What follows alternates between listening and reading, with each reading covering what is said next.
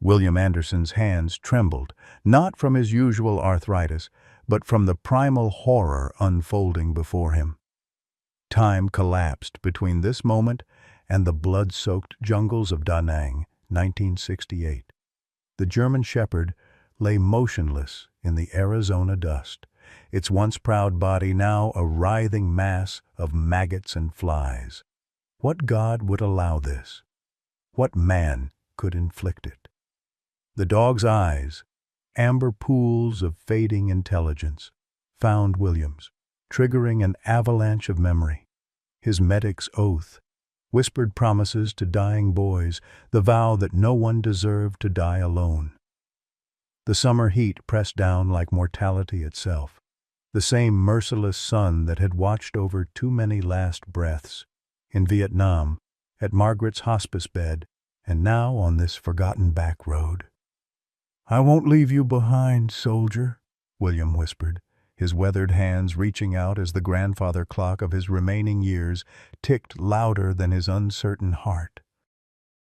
Leave a like and share your thoughts in the comments along with the city you're watching from now. Let's continue with the story. William Bill Anderson's life had settled into the predictable rhythm of old age, much like the ticking of the antique wall clock that had once belonged to his father. At 72, the former Army medic had grown accustomed to the quiet solitude of his modest ranch house on the outskirts of Copper Creek, Arizona. The property wasn't much.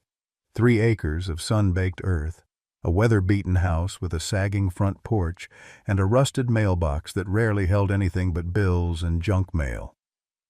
Every morning for the past 3 years since Margaret's passing, Bill would rise before dawn, brew a pot of coffee strong enough to stand a spoon in, and watch the sunrise from his porch swing. The doctors had warned him about his blood pressure, but some habits were worth the risk. The coffee and the sunrise were connections to Margaret. She'd loved both with equal passion. "Another day above ground is a good day," Bill would mutter to himself, a phrase he'd picked up in the jungles of Vietnam and carried home like shrapnel too deep to remove. 50 years later, and he still woke sometimes with the smell of jungle rot in his nostrils and the sounds of medevac choppers in his ears. The townsfolk of Copper Creek treated Bill with the distant respect reserved for veterans of unpopular wars. They nodded when they saw him at Doyle's General Store buying his weekly supplies, or at Martha's Diner where he ate breakfast every Sunday after the early church service. But they rarely engaged beyond pleasantries. Bill had become as much a fixture of the landscape as the saguaro cacti that dotted the horizon, weathered, resilient, and keeping their secrets. His son Michael called once a month from Chicago, their conversations as arid as the Arizona desert. Michael was 45 now, with a wife, 2 teenagers, and a high-pressure job as a financial advisor. The calls followed a script. "How's your health? Are you taking your medication? Have you thought about selling the house and moving somewhere with better medical care?" Bill's answers never varied. Fine, yes, and no. What he never said was how the thought of leaving the house he'd shared with Margaret felt like a second death. The hallway walls were lined with photographs chronicling a life well lived. Bill in his Army uniform, Bill and Margaret on their wedding day, Michael's graduation, fishing trips, and holiday gatherings when the house had been full of laughter. Now dust gathered on the frames, much like the memories they contained, slowly fading with time and neglect. Bill's daily routine rarely varied. After sunrise came breakfast, then tending to his small vegetable garden, reading his worn paperback westerns, watching the news, and turning in early. The monotony was occasionally broken by his weekly visits to the VA clinic 30 miles away, where they monitored his heart condition and arthritis, and where he sometimes sat with other old soldiers, sharing stories they couldn't tell their families. What Bill Anderson didn't know that morning as he sipped his coffee and watched the sun crest the distant mountains was that routine was about to be shattered by a chance encounter on a dusty back road, one that would challenge not just his solitude but everything he thought he knew about loyalty, purpose, and the unexpected ways life offers second chances. It was a Tuesday when Bill's life changed course. Nothing about the morning suggested significance. The same coffee, the same aches in his joints, the same Arizona sky blazing overhead. He'd planned to drive into town for his monthly supply run, a task he approached with military precision. Grocery list organized by store layout, coupons paper-clipped to the appropriate pages, departure time calculated to avoid both the morning rush and afternoon heat. Bill pulled his faded blue 1994 Ford F-150 onto Copper Creek's main street, just before 10. The truck, like its owner, had seen better days but remained stubbornly functional. He completed his errands with practiced efficiency. Pharmaceuticals at Jensen's Pharmacy, groceries at Doyle's, and a quick stop at the hardware store for a replacement part for his leaking kitchen faucet. By noon, with the truck bed loaded and the air conditioning struggling against the mounting heat, Bill decided to take the longer route home. Not for the scenery. He'd seen every cactus and gully 1,000 times, but because County Road 22 had fewer potholes than the direct route, and his arthritic back appreciated small mercies. 3 miles down County Road 22, where the pavement surrendered to gravel and the telephone poles gave way to open desert, Bill spotted something unusual in the distance. A dark shape lay crumpled at the roadside, motionless in the shimmering heat. His first thought was that someone had dumped an old carpet or bag of trash, a not uncommon occurrence on these back roads. But as he drew closer, instincts dormant for decades suddenly flared to life. The medic who had triaged countless wounded boys in Vietnam recognized the unmistakable stillness of a body near death. Bill braked harder than he should have, sending a cloud of dust billowing around the truck. "Good Lord in heaven," he whispered as he stepped from the vehicle. The German Shepherd lay on its side, its black and tan coat matted with blood and dirt. But what turned Bill's stomach, what sent him stumbling back against his truck for support, was the writhing mass of flies and maggots infesting a gaping wound along the dog's flank and rear leg. Bill had seen wounds like this before, in another life, another war. This wasn't an accident or animal attack. The wound had the deliberate quality of a knife slash, deep and methodical. Someone had tried to kill this dog, slowly and painfully, and left it to die alone in the desert heat. The dog's eyes fluttered open at Bill's approach, amber eyes clouded with pain but still alert, still watching. When Bill knelt beside it, moving slowly to avoid startling the injured animal, the dog made no attempt to growl or snap. Instead, it regarded him with an almost human comprehension that sent a shiver down Bill's spine despite the heat. "Easy now, fella," Bill murmured, his voice finding the gentle cadence he'd used with wounded soldiers. "I'm not going to hurt you." The dog's tail twitched, the barest acknowledgement, but enough to suggest trust.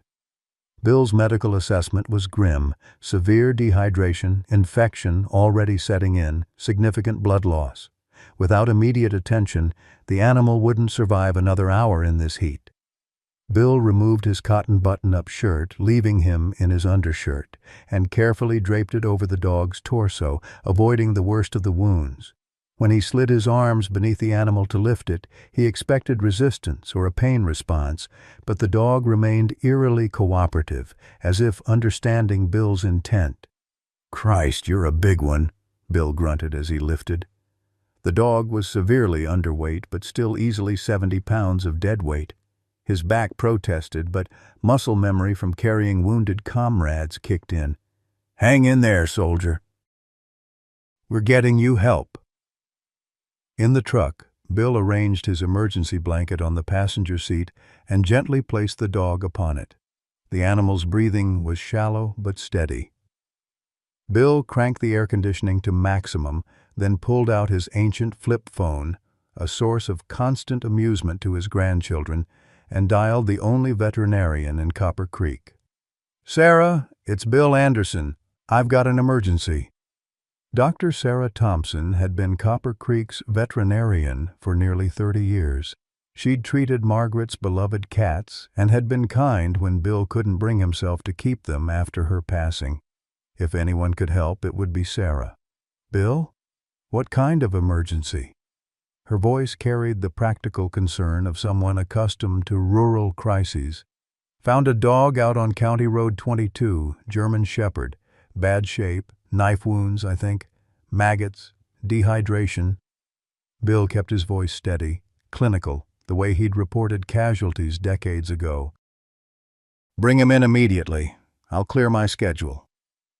20 minutes later, Bill carried the now unconscious dog through the back entrance of Thompson Veterinary Clinic. Sarah, a silver-haired woman with the efficiency of long experience, had prepared an examination room. "My God," she whispered, when Bill laid the animal on the metal table. Her professional composure slipped for just a moment before she reached for gloves and surgical scissors. "This is—" She didn't finish the thought, but Bill understood. Some cruelties defied explanation. "Can you save him?" Bill asked, standing back as Sarah began cutting away the matted fur around the wound.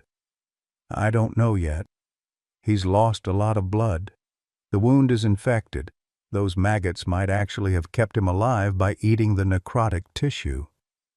She worked as she spoke, hands steady despite the gruesome task. "I need to get him stabilized, clean the wound, start antibiotics and fluids." "It's going to take hours." Bill nodded, settling into the plastic chair in the corner. "I'll wait." Sarah glanced up, surprised. "Bill, this could take all day, and there's no guarantee." "I'll wait," he repeated, the stubborn set of his jaw brooking no argument. For the next 4 hours, Bill watched Sarah work with methodical precision. She cleaned the wound, removing hundreds of maggots, debriding dead tissue, flushing with antiseptic. She inserted an IV line, administered antibiotics, pain medication, and fluids. She took blood samples, X-rays, checked for a microchip, there was none, and all the while spoke softly to the unconscious animal. "Someone trained this dog," she commented as she worked. "Look at his muscle structure, even undernourished as he is. And these old scars, he's been through battles before. Military or police, maybe." Bill nodded, unsurprised. He'd recognized something in those amber eyes, the 1,000-yard stare of a fellow veteran. By late afternoon, Sarah had done all she could. The dog was sedated, bandaged, and hooked to IV fluids and monitoring equipment. "He's stabilized for now," she said, washing her hands at the sink. "The next 24 hours will tell us if he's strong enough to pull through. I've given him something for the pain, antibiotics for the infection, and fluids for the dehydration." "What are his chances?" Bill asked, his voice rougher than he intended. Sarah sighed, pushing a strand of silver hair from her face. 50-50 at best. He's strong, has to be to have survived this long. But he's been through hell, Bill." Bill nodded, then asked the question that had been forming in his mind since the moment he'd lifted the dog into his truck. "If he makes it, what happens to him?" "Animal control, most likely, then a shelter if they have space. With his injuries and age, he's not young, Bill, adoption chances would be slim." The implications hung in the air between them.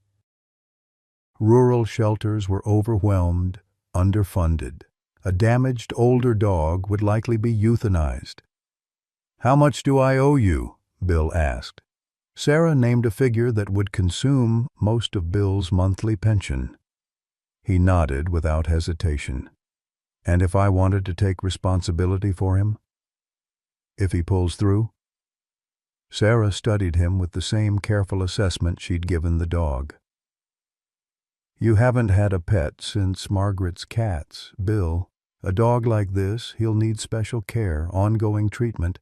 He might have behavioral issues after what he's been through."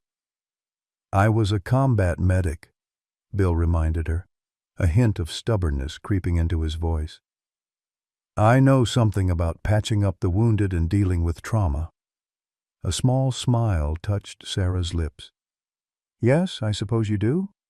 She hesitated, then added, "You can stay with him tonight if you want." "I'll be checking in every few hours anyway." Bill settled into the chair beside the treatment table, his hand resting lightly on the edge of the blanket covering the dog. As the clinic grew quiet and shadows lengthened across the floor, he found himself speaking aloud to the unconscious animal. "You're a tough old soldier, aren't you? Refusing to die when someone decided your time was up." He chuckled softly. "I know something about that, too." Outside, the Arizona sunset painted the sky in shades of orange and purple, a beauty that seemed at odds with the day's grim discovery. In the quiet of the clinic, with only the soft beep of monitoring equipment and the gentle rise and fall of the dog's bandaged chest, Bill felt something he hadn't experienced in years, a sense of purpose, clear and undeniable as a bugle call at dawn. The next morning arrived with the harsh clarity of desert sunlight streaming through the clinic's blinds. Bill awoke with a start, momentarily disoriented until his eyes focused on the German shepherd still lying on the treatment table. During the night, Sarah had moved a cot into the room for Bill, but he'd spent most of the hours in the uncomfortable chair, his hand resting near the dog's head. "You're still with us," Bill murmured, noting the steady rise and fall of the animal's chest. The dog's eyes remained closed, but there was a different quality to his stillness now, rest rather than the brink of death. Sarah entered carrying 2 cups of coffee, the aroma momentarily overwhelming the antiseptic smell of the clinic. "Thought you could use this," she said, handing one to Bill. "You look like you've been through war all over again." Bill accepted the coffee gratefully, his joints protesting as he straightened in the chair. "How's our patient?" Sarah checked the monitoring equipment and IV fluids before answering. "Better than I expected, honestly. His vitals stabilized overnight. Temperature's down a bit, which suggests the antibiotics are working against the infection." She gently lifted the edge of the bandage. "Less drainage, too. He's not out of the woods, but he's fighting." "He's a fighter, all right," Bill agreed, sipping the strong coffee. "Has he been conscious at all?" "Briefly, around 2 a.m. when I came to check on him. He opened his eyes, seemed to register where he was, then went back to sleep." Sarah hesitated. "He didn't panic or try to move, which is unusual for an injured animal in a strange place, almost like he knew he was being cared for." Bill nodded, unsurprised. There was something different about this dog, an intelligence, an awareness that went beyond animal instinct. "I need to check his wound more thoroughly and change the dressings," Sarah continued. "Why don't you go get some breakfast at Martha's? This will take a while, and you look like you could use a proper meal." Bill was reluctant to leave, but recognized the wisdom in Sarah's suggestion. He hadn't eaten since lunch the previous day, and his medication needed to be taken with food. "Call me if anything changes?" "Of course," Sarah promised. "And Bill, if you're serious about taking responsibility for him, we should start thinking about practical arrangements. Medical supplies you'll need, dietary requirements, a safe space for him to recover." Bill nodded, his mind already cataloging the modifications he'd need to make to his home. The enclosed back porch could work as a recovery room, easy to clean, temperature-controlled, with a door leading to the yard for when the dog was strong enough for limited movement. At Martha's Diner, Bill slid into his usual booth by the window. The breakfast crowd had thinned, leaving only a few regulars nursing coffee and the Tuesday morning Bible study group in the corner booth. Martha herself brought him coffee in his usual order without being asked. 2 eggs over easy, wheat toast dry, side of bacon. At 70, Martha Jenkins was a Copper Creek institution, her diner serving as the town's unofficial information exchange. Nothing happened in Copper Creek that Martha didn't eventually hear about. "Missed you at the Sunday service," she commented, topping off his coffee. "Reverend Wilson gave a good sermon on second chances. Had some things to take care of at home," Bill replied. The standard excuse he'd used since Margaret's passing had made church attendance too painful. Martha nodded, not pushing further. Saw your truck at Sarah's clinic all night? Everything okay? News traveled fast in small towns. Bill hesitated, then decided there was no point in secrecy. Found a dog out on County Road 22 yesterday. Someone cut him up bad and left him to die. Sarah's treating him. Martha's lined face creased with concern. Lord have mercy. Some people. She shook her head. Is he going to make it? Sarah thinks he's got a fighting chance. What happens to him after? Animal control? Bill met her gaze steadily. I'm taking him home when he's stable. Martha's eyebrows rose in surprise. You haven't had an animal since Margaret's cats, I know. Bill cut her off gently. This is different. Martha studied him for a moment, then nodded. Well, if anyone can understand what that poor creature's been through, it's you. She patted his shoulder before moving to check on the Bible study group. Bill ate mechanically, his thoughts back at the clinic. By the time he'd finished breakfast and picked up additional medical supplies from the pharmacy, 2 hours had passed. When he returned to the clinic, he found Sarah completing the bandage change, her expression cautiously optimistic. The wound looks better than I expected, she reported. We got lucky. The knife missed major arteries and organs. It's deep but clean now, and the tissue's healthy enough to heal with proper care. What Sarah didn't mention, but Bill could clearly see, were the other scars beneath the dog's fur. Old burn marks on his chest, a poorly healed fracture in his left hind leg, signs of past injuries that had nothing to do with yesterday's attack. This animal had suffered systematic abuse over a long period. As if sensing Bill's thoughts, the dog's eyes suddenly opened. Amber irises, alert and evaluating, fixed on Bill's face. There was no fear, no confusion, only calm recognition. Well, hello there, Bill said softly. Welcome back, soldier.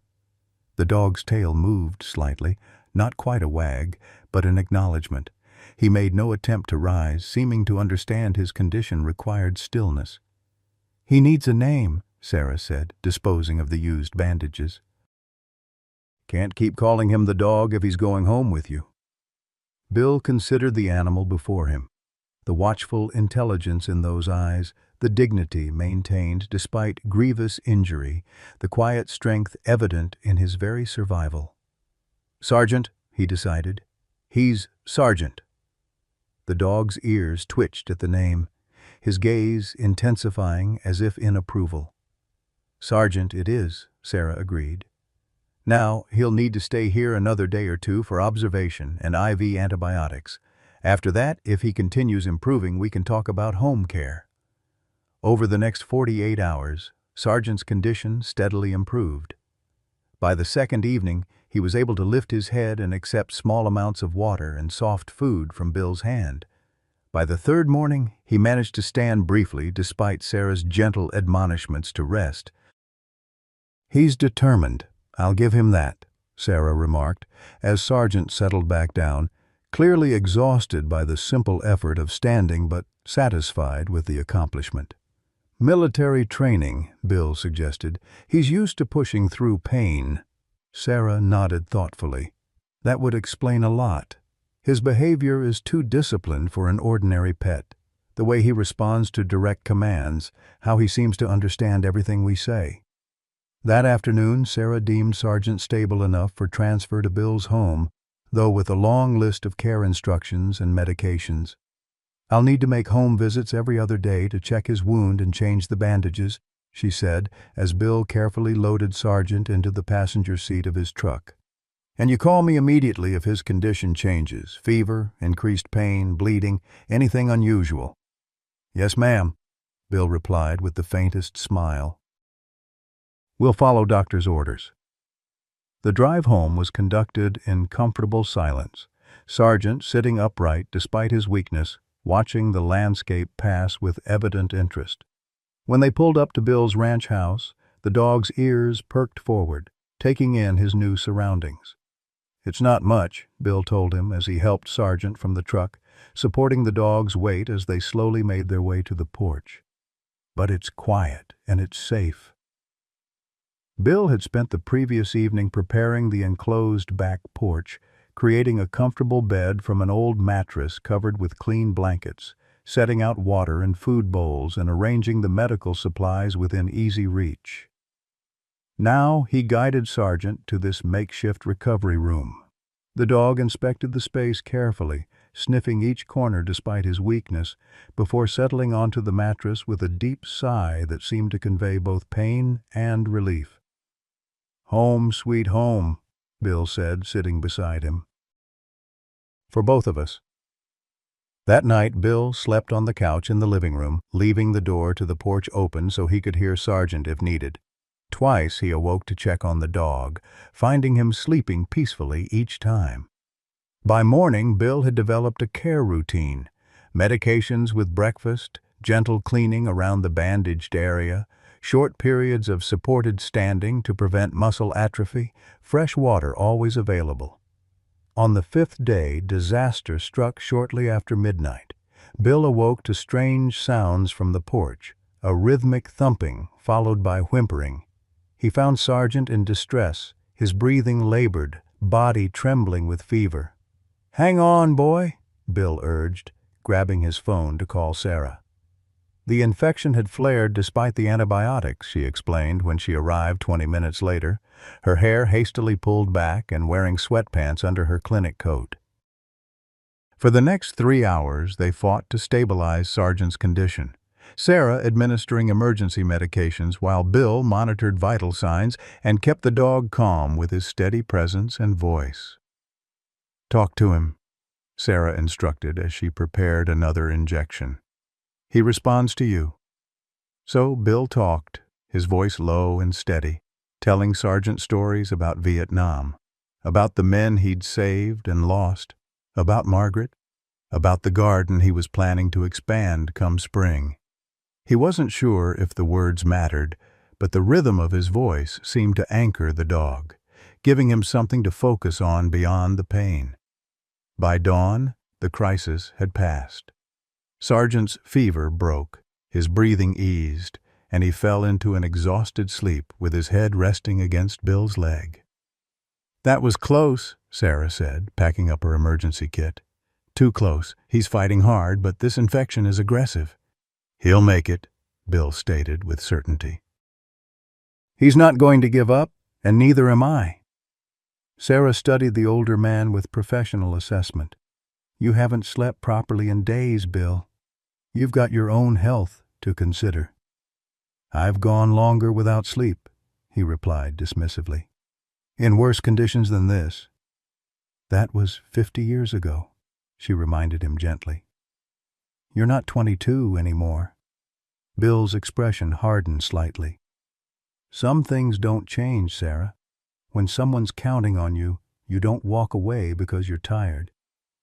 She recognized the futility of arguing and instead extracted a promise that he would call his neighbor for help if needed. "At least get some rest while he's sleeping," she advised before leaving. Over the next week, Sargent's recovery followed a pattern of improvement punctuated by setbacks. The wound began healing cleanly, but the dog's strength returned slowly. What impressed Bill most was Sargent's stoicism. He never whined or showed aggression despite what must have been considerable pain. By the end of the second week, Sargent was able to walk short distances without support, though he still tired quickly. It was during these cautious explorations of the house and yard that Bill began noticing unusual behaviors. Sargent would systematically check perimeters, nose alert for anything out of place. He positioned himself with clear sight lines to doors and windows when resting. And most strikingly, he seemed to understand not just commands, but conversations, his head tilting with apparent comprehension when Bill spoke. "You're not just any military dog, are you?" Bill mused aloud one evening as they sat on the porch watching the sunset. "Special forces, maybe?" Sargent's ears twitched, but he offered no confirmation beyond his usual attentive gaze. That night, Bill was awakened by Sergeant's low growl. The dog stood at the bedroom doorway, body tense despite his still healing wound, staring toward the front of the house. Bill listened, but heard nothing unusual. "What is it, boy?" he whispered, reaching for the baseball bat he kept beside his bed, old habits from living alone. Sergeant growled again, softer this time, moving carefully down the hallway. Bill followed, every sense alert. In the living room, Sergeant froze, his attention fixed on the front window. Bill peered through the curtains to see a sheriff's department cruiser parked at his gate, its lights off. As he watched, a figure emerged from the vehicle and started walking toward the house. "It's okay," Bill told Sergeant, though uncertainty colored his voice. "Let's see what this is about." The knock came moments later, 3 sharp raps that seemed unnecessarily loud in the pre-dawn quiet. Bill opened the door to find Sheriff Jack Miller on his porch, expression grave in the security light's glow. "Jack?" Bill acknowledged warily. "Kind of early for a social call." Sheriff Miller, a man in his late 50s with the weathered look common to those who spent their lives outdoors in the Arizona sun, removed his hat. "Bill? Sorry to disturb you. Mind if I come in?" Bill stepped back, allowing the sheriff entry. Sergeant positioned himself between Bill and the visitor, his posture alert but not aggressive. Sheriff Miller eyed the dog with evident surprise. "This the animal Doc Thompson's been treating?" "This is Sergeant," Bill confirmed. "What brings you here at this hour, Jack?" The sheriff's gaze shifted from the dog back to Bill. "Need to ask you some questions about Tuesday before last, the day you found the dog." Something in the sheriff's tone put Bill on alert. "What about it?" "You were out on County Road 22, correct? Around noon?" "That's right. Was heading home from town, took the back way." Sheriff Miller nodded, making a note in a small pad. "And you found the dog where exactly?" "About 3 miles past the old Watson property. Why?" Instead of answering, Miller asked another question. "Did you see anyone else out there? Any vehicles? Any people?" "No one. Place was deserted, as usual." Bill's patience was wearing thin. "Jack, what's this about?" The sheriff sighed, tucking away his notepad. "Rebecca Collins disappeared that same day. Elementary school teacher over in Willow Springs. Her car was found abandoned on County Road 22, not far from where you say you found the dog." The name wasn't familiar to Bill, but a missing woman was serious business. "I didn't see any car or any woman. Just Sergeant, half dead in the dirt." Sheriff Miller studied Bill's face, searching for something. "The thing is, Bill, we've got a witness says they saw your truck parked along that stretch of road earlier than noon. Says you were loading something or someone into the cab." Bill felt a cold anger rising. "That's a damned lie." "I was in town all morning, have the receipts to prove it. Didn't head home till after I finished at Doyle's, must have been 11:30 at least." "Mind if I take a look at those receipts?" "They're in my wallet. Kitchen table." As the sheriff followed him to the kitchen, Bill noticed Sergeant shadowing them, staying close to Bill as if sensing the tension. The receipts confirmed Bill's timeline. The last one from Doyle's General Store, time-stamped at 11:47 a.m. Sheriff Miller examined them carefully before handing them back. "These help, but there's still that gap between leaving town and when you say you found the dog." "Are you accusing me of something, Jack?" Bill asked directly, his voice level but hard. The sheriff had the decency to look uncomfortable. "Just following up on all leads, Bill.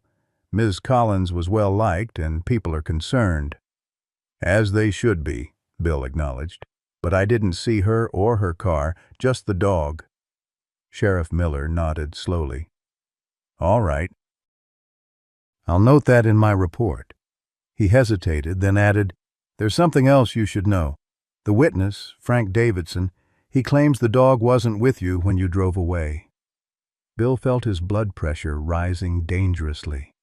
Frank Davidson, his nearest neighbor, had been a thorn in his side since moving onto the adjacent property 3 years ago. The man seemed to resent Bill's status as a longtime resident and veteran. "Frank Davidson wouldn't know the truth if it bit him on the ass," Bill stated flatly. "And he lives 5 miles from County Road 22. What was he doing out there?" "Says he was checking on some hunting spots." "In June? Out of season?" Sheriff Miller shrugged slightly. "Just telling you what he told me." After the sheriff left, promising to be in touch if he had more questions, Bill sat heavily at the kitchen table. Sargent rested his head on Bill's knee, amber eyes fixed on the old man's troubled face. "Something's not right," Bill told the dog, absently stroking his ears. "Frank Davidson's never liked me, but this is different. Why would he lie about seeing me with you?" Sargent offered no answers, but his steady presence was reassuring in the face of this unexpected complication. As the sun rose over the desert, casting long shadows across the kitchen floor, Bill couldn't shake the feeling that finding Sargent had connected him to something larger and potentially dangerous.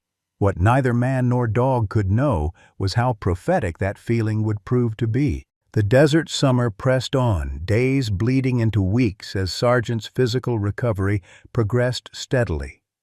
By the end of the first month, the deep wound had healed to an angry red scar, still tender, but no longer requiring the extensive bandaging of those early days. The dog's strength returned gradually, first short walks around the yard, then longer explorations of the property's perimeter, always with Bill close by. What didn't change was Sargent's hypervigilance. Even as his body healed, his amber eyes remained watchful, his ears constantly alert to sounds beyond human perception. At night, he insisted on sleeping positioned between Bill's bedroom door and the front of the house, as if standing guard despite no obvious threat. "You're safe here," Bill would tell him during their evening routine on the porch. "Nobody's going to hurt you again." But Bill wasn't entirely convinced of his own reassurances. Sheriff Miller's early morning visit had awakened concerns that refused to subside. Twice more, the sheriff had stopped by with follow-up questions about the missing teacher, Rebecca Collins. Each visit left Bill with the uncomfortable sense that he remained, if not a suspect, at least a person of interest in the case. "It doesn't make sense," Bill confided to Sarah during one of her follow-up visits to check Sargent's recovery. "Why would Frank Davidson claim he saw me without the dog? What's his angle?" Sarah carefully examined Sargent's healing scar, her fingers gentle against the new pink tissue forming along its edges. "Frank's always been difficult. Remember when he tried to claim you were stealing his irrigation water? Or when he reported your property as a fire hazard because you hadn't trimmed those mesquite trees? This is different," Bill insisted. "Making false statements in a missing persons case is serious." "Could be obstruction of justice. Or maybe he genuinely thinks he saw something," Sarah suggested, standing up from her examination. "Memory's tricky, Bill. People see what they expect to see sometimes." Bill wasn't convinced. Frank Davidson's antagonism had always seemed calculated rather than confused, but with no evidence beyond his own word against Frank's, there was little to be done. "Sargent's healing beautifully," Sarah said, changing the subject. "Better than I expected, honestly. His physical resilience is remarkable for a dog his age. I'd estimate he's at least 8 or 9 years old." Bill nodded, watching as Sargent accepted a treat from Sarah's hand with gentlemanly delicacy. The dog had gained weight over the past month, his once gaunt frame filling out to reveal the powerful musculature beneath. His coat, now regularly brushed by Bill, had regained a healthy sheen. "What about his behavior?" Sarah asked. "Any aggression, anxiety, sleep disturbances?" "Nothing like that," Bill replied. "He's careful around strangers, keeps his distance, watches them, but he's never shown aggression unless he perceives a threat." He hesitated, then added, "He's smarter than any dog I've ever known, Sarah. Sometimes it's almost like he understands everything we're saying." Sarah smiled. "German Shepherds are incredibly intelligent, especially those with specialized training, and you two have bonded deeply. Animals can be remarkably intuitive about their people's emotions." After Sarah left, Bill prepared their dinner, steak for both of them, though Sargent's was cut into manageable pieces and mixed with the special high-protein food Sarah had recommended. They ate on the porch, as had become their custom, watching the sunset paint the desert in fiery hues. "We've come a long way since that day on the road, haven't we, Sergeant?" Bill mused aloud. The dog looked up from his bowl, amber eyes meeting Bill's blue ones with that uncanny awareness. For a moment, Bill could almost imagine a human intelligence looking back at him. Then Sergeant returned to his dinner, and Bill chuckled at his own fanciful thinking. That evening, the phone rang, a rare enough occurrence to make both man and dog pause. Bill checked the caller ID and sighed. Michael. Their monthly call wasn't due for another week, which meant something unusual had prompted this contact. "Hello, son," Bill answered, settling into his recliner. Sergeant positioned himself at Bill's feet, head tilted toward the phone as if listening. "Dad?" Michael's voice carried the strained patience of a man preparing for a difficult conversation. "How are you feeling?" "Same as last month. Blood pressure's steady, arthritis is no worse than usual." "Good, that's good." Michael paused, and Bill could almost see him gathering his thoughts. "Dad, I got a strange call yesterday." "From Sheriff Miller in Copper Creek." Bill's grip tightened on the phone. "Did you now? And what did Jack Miller have to say?" "He said you're involved in some kind of investigation." "A missing woman. And something about a dog you found?" "I'm not involved in anything," Bill replied, irritation coloring his voice. "I found an injured dog and took him in. End of story." "That's not how the sheriff made it sound. He said you were discovered near where this woman disappeared, and that there are inconsistencies in your story." "Inconsistencies?" Bill's voice rose enough to make Sergeant look up in concern. "The only inconsistency is between what actually happened and what my lying neighbor claims he saw." "Dad, please." Michael's tone shifted to the one he used when explaining complex financial matters to clients. "I'm just concerned." "The sheriff mentioned you've been under stress, that you might be confused about the timeline of events." The implication landed like a physical blow. "I'm not confused, Michael. I'm not senile. I know exactly what happened that day." "Of course you do," Michael backpedaled. "It's just, with your age and living alone out there, sometimes details can get mixed up. It happens to everyone."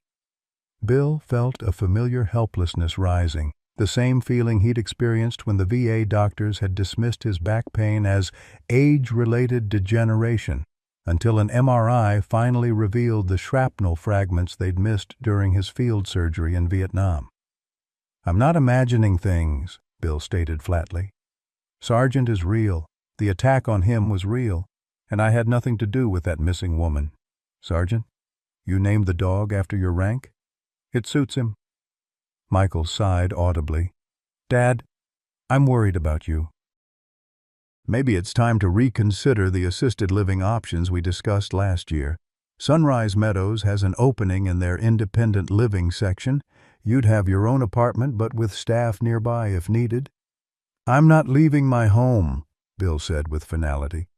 "And I'm not leaving Sargent. The dog, right." Michael's pause spoke volumes. "Look, I've booked a flight for next weekend.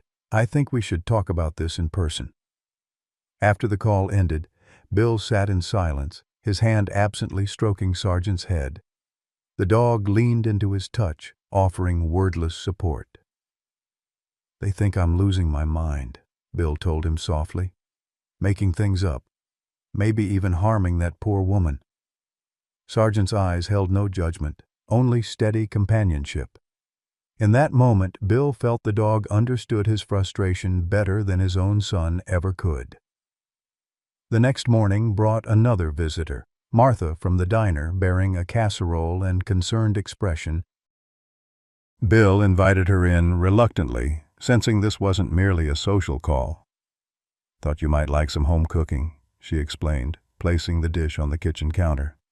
"Chicken and rice, nothing fancy." "Thank you," Bill replied, putting on coffee. "What brings you out this way, Martha? You rarely leave the diner during business hours." Martha's weathered face creased with discomfort. "People are talking, Bill, about you and that missing teacher. Thought you should know." "What are they saying?" he asked, though he could guess. "Frank Davidson's been running his mouth at the diner, claiming you were acting strange that day, that you threatened him when he saw you on County Road 22. She shook her head. "I told him he was full of it, that you wouldn't harm a fly unless it was wearing a Viet Cong uniform. But you know how people love gossip." Bill's jaw tightened. "Frank Davidson is a liar." "I never saw him that day, let alone threatened him." "I believe you," Martha assured him. "But not everyone knows you like I do. And with that poor woman still missing." She trailed off, her implication clear. "They think I had something to do with it." "Some do," she admitted. "Others think Frank's just stirring up trouble as usual. Sheriff Miller's been asking questions all over town trying to establish timelines." The coffee finished brewing, and Bill poured 2 cups, handing one to Martha. Sargent, who had been observing their conversation from the doorway, padded into the kitchen and sat beside Bill, his presence a silent affirmation. "That's him, then?" Martha asked, eyeing the dog with interest. "The one you rescued?" "This is Sargent," Bill confirmed. "Sargent, this is Martha. She's a friend." The dog studied Martha carefully before relaxing slightly, though he remained at Bill's side. "He's protective of you," Martha observed. "We look out for each other." Martha sipped her coffee, then set the cup down decisively. "Bill, I've known you for 30 years. I know you didn't hurt that woman. But this situation is getting out of hand. Frank's poisoning the well, and people are listening because they're scared.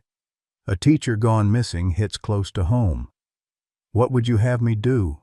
Bill asked. "I've told the truth. I have receipts confirming my timeline.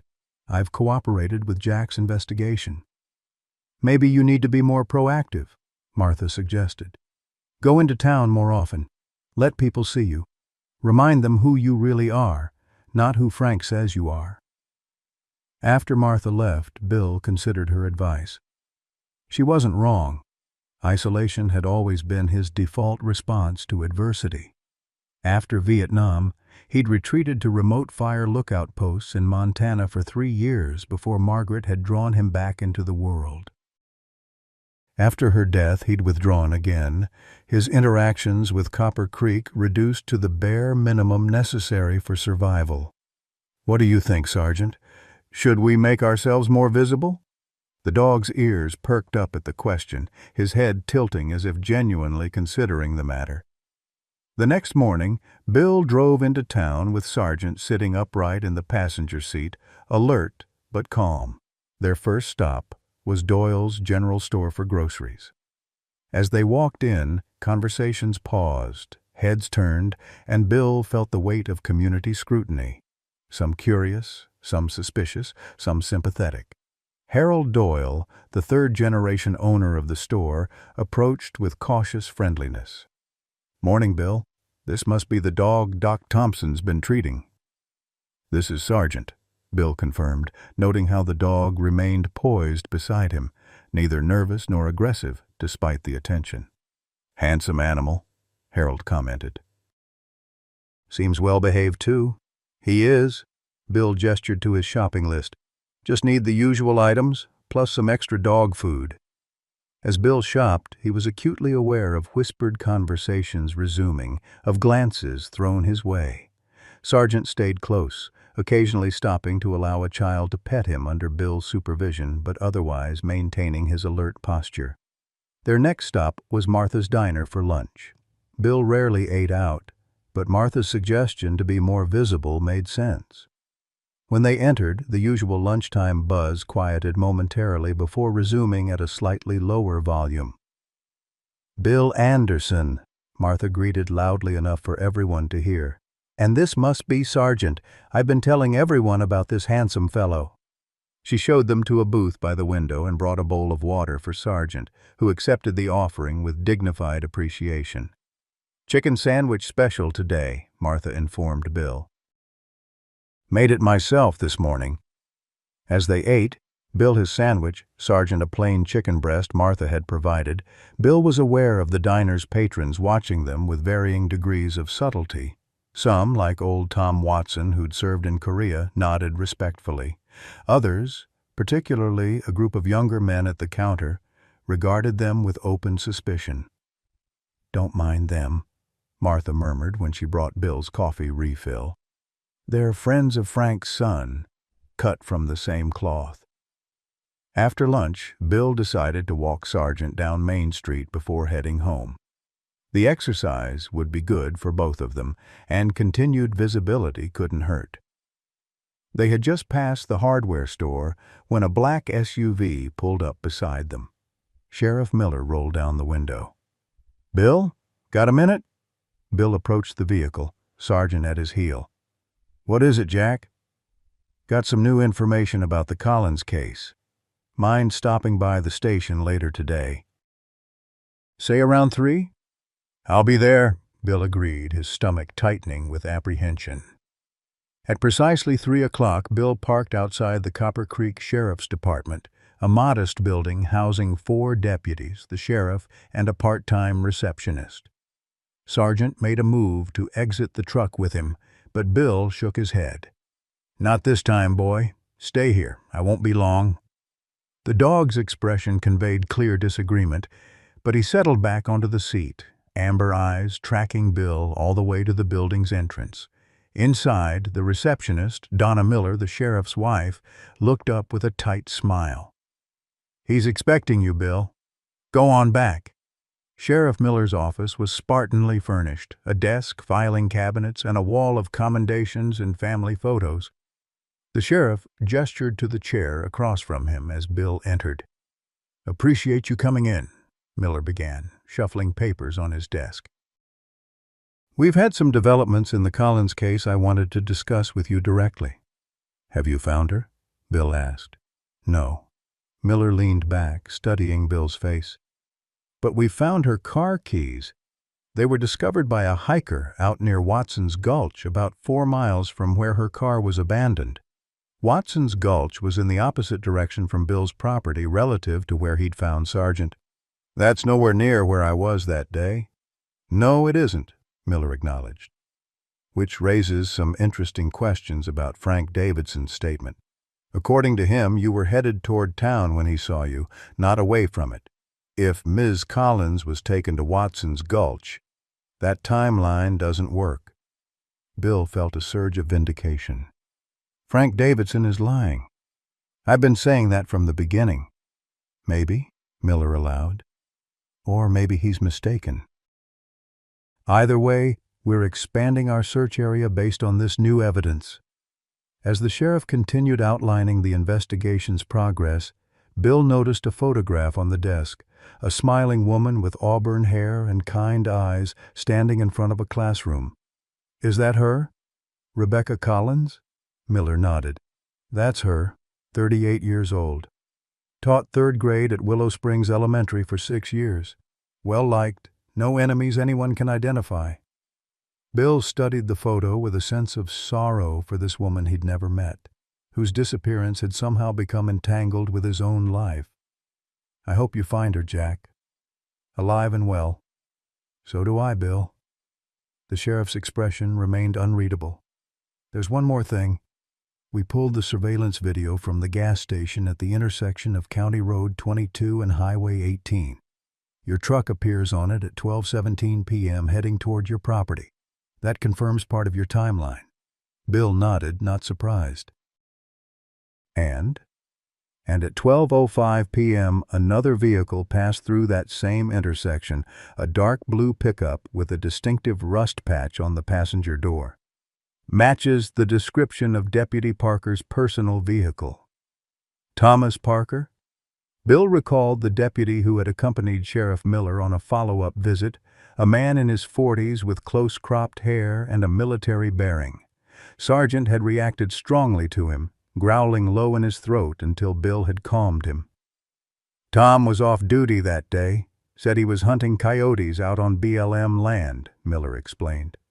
But that puts him in the vicinity around the same time Ms. Collins disappeared. Bill processed this information carefully. Have you asked him about it? Not yet. Wanted to get all my ducks in a row first. Miller leaned forward. Bill, I need to ask you something straight. Did you see Deputy Parker's truck that day? Anywhere along County Road 22? No, Bill answered honestly. The only vehicles I remember were an old RV headed toward the interstate and a delivery truck for Jensen's pharmacy. Didn't see any pickup matching that description.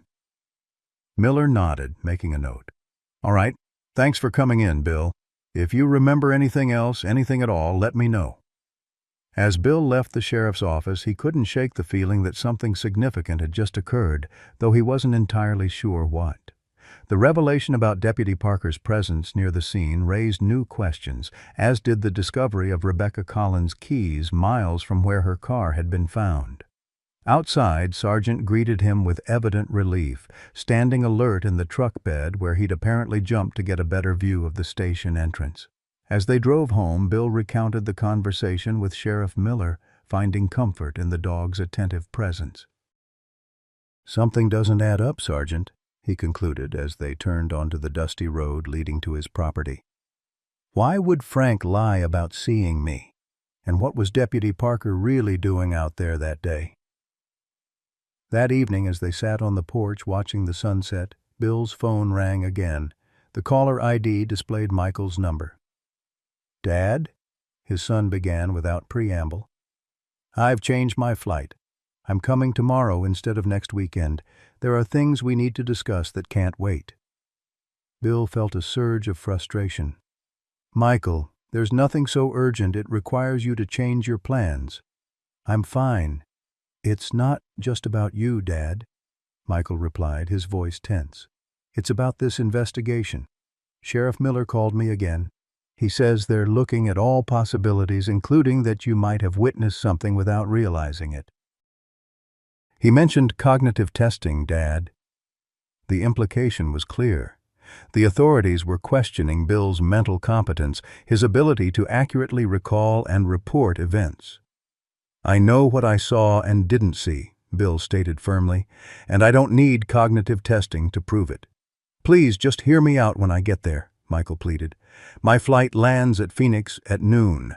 I'll rent a car and be at your place by 3. After hanging up, Bill sat in silence, anger and hurt warring within him. Sargent rested his head on Bill's knee, amber eyes fixed on the old man's face with an expression that seemed to convey both understanding and concern. They think I'm losing my mind, Bill told the dog quietly. My own son thinks I can't trust my own memories. Sargent's soft whine was the only response, but it carried more comfort than any human words could have provided. That night, Bill dreamed of Vietnam, not the chaotic firefights or medevac operations that usually populated his nightmares, but a quieter, more insidious scene. He was in a village trying to explain to a local mother that her child needed evacuation for medical treatment.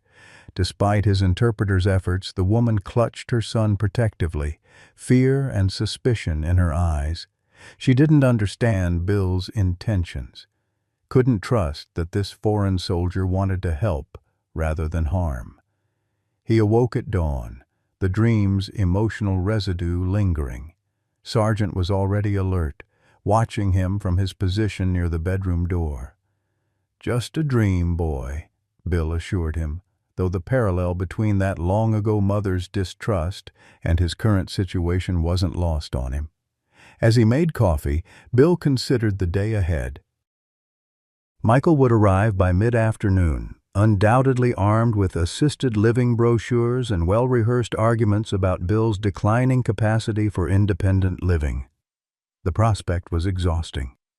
The morning passed in routine tasks, feeding and exercising Sargent, tending the small vegetable garden, checking the property's perimeter fence. By noon, Bill had prepared a simple lunch for himself and Sargent, trying to maintain normalcy despite his apprehension about Michael's visit. They were finishing their meal when Sargent suddenly stiffened, his head turning toward the front of the house. A low growl rumbled in his chest. "What is it, boy?" Bill asked, instantly alert. The dog moved to the living room window, posture tense. Bill followed, peering cautiously through the curtains. A dark blue pickup with a rust patch on the passenger door was parked at his gate. Deputy Thomas Parker had come calling, and Sargent's reaction made one thing abundantly clear: this was not a friendly visit. Bill's military instincts, dormant for decades but never truly forgotten, surged to life. He moved away from the window, keeping his profile hidden from view as he assessed the situation. Deputy Parker remained in his truck, engine idling, as if contemplating his next move. "Easy, Sergeant," Bill murmured, though the dog needed no calming.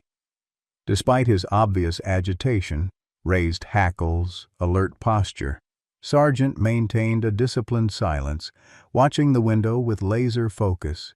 Bill considered his options. He could pretend to be away from home, but Parker had likely spotted his truck in the carport. He could call Sheriff Miller, but what would he say? That one of Miller's deputies had parked at his gate? There was nothing inherently threatening about that, despite Sargent's reaction and Bill's own growing unease. Before he could decide, Deputy Parker exited his vehicle and approached the gate. Even at this distance, Bill could see the man moved with the practiced efficiency of someone with military training, economy of motion, constant environmental scanning. He wore civilian clothes, jeans, a tan button-up shirt, and a baseball cap that shadowed his face. Bill reached for his phone as Parker unlatched the gate and started down the long driveway toward the house. The property was remote enough that neighbors, even troublesome Frank Davidson, wouldn't hear anything that happened here.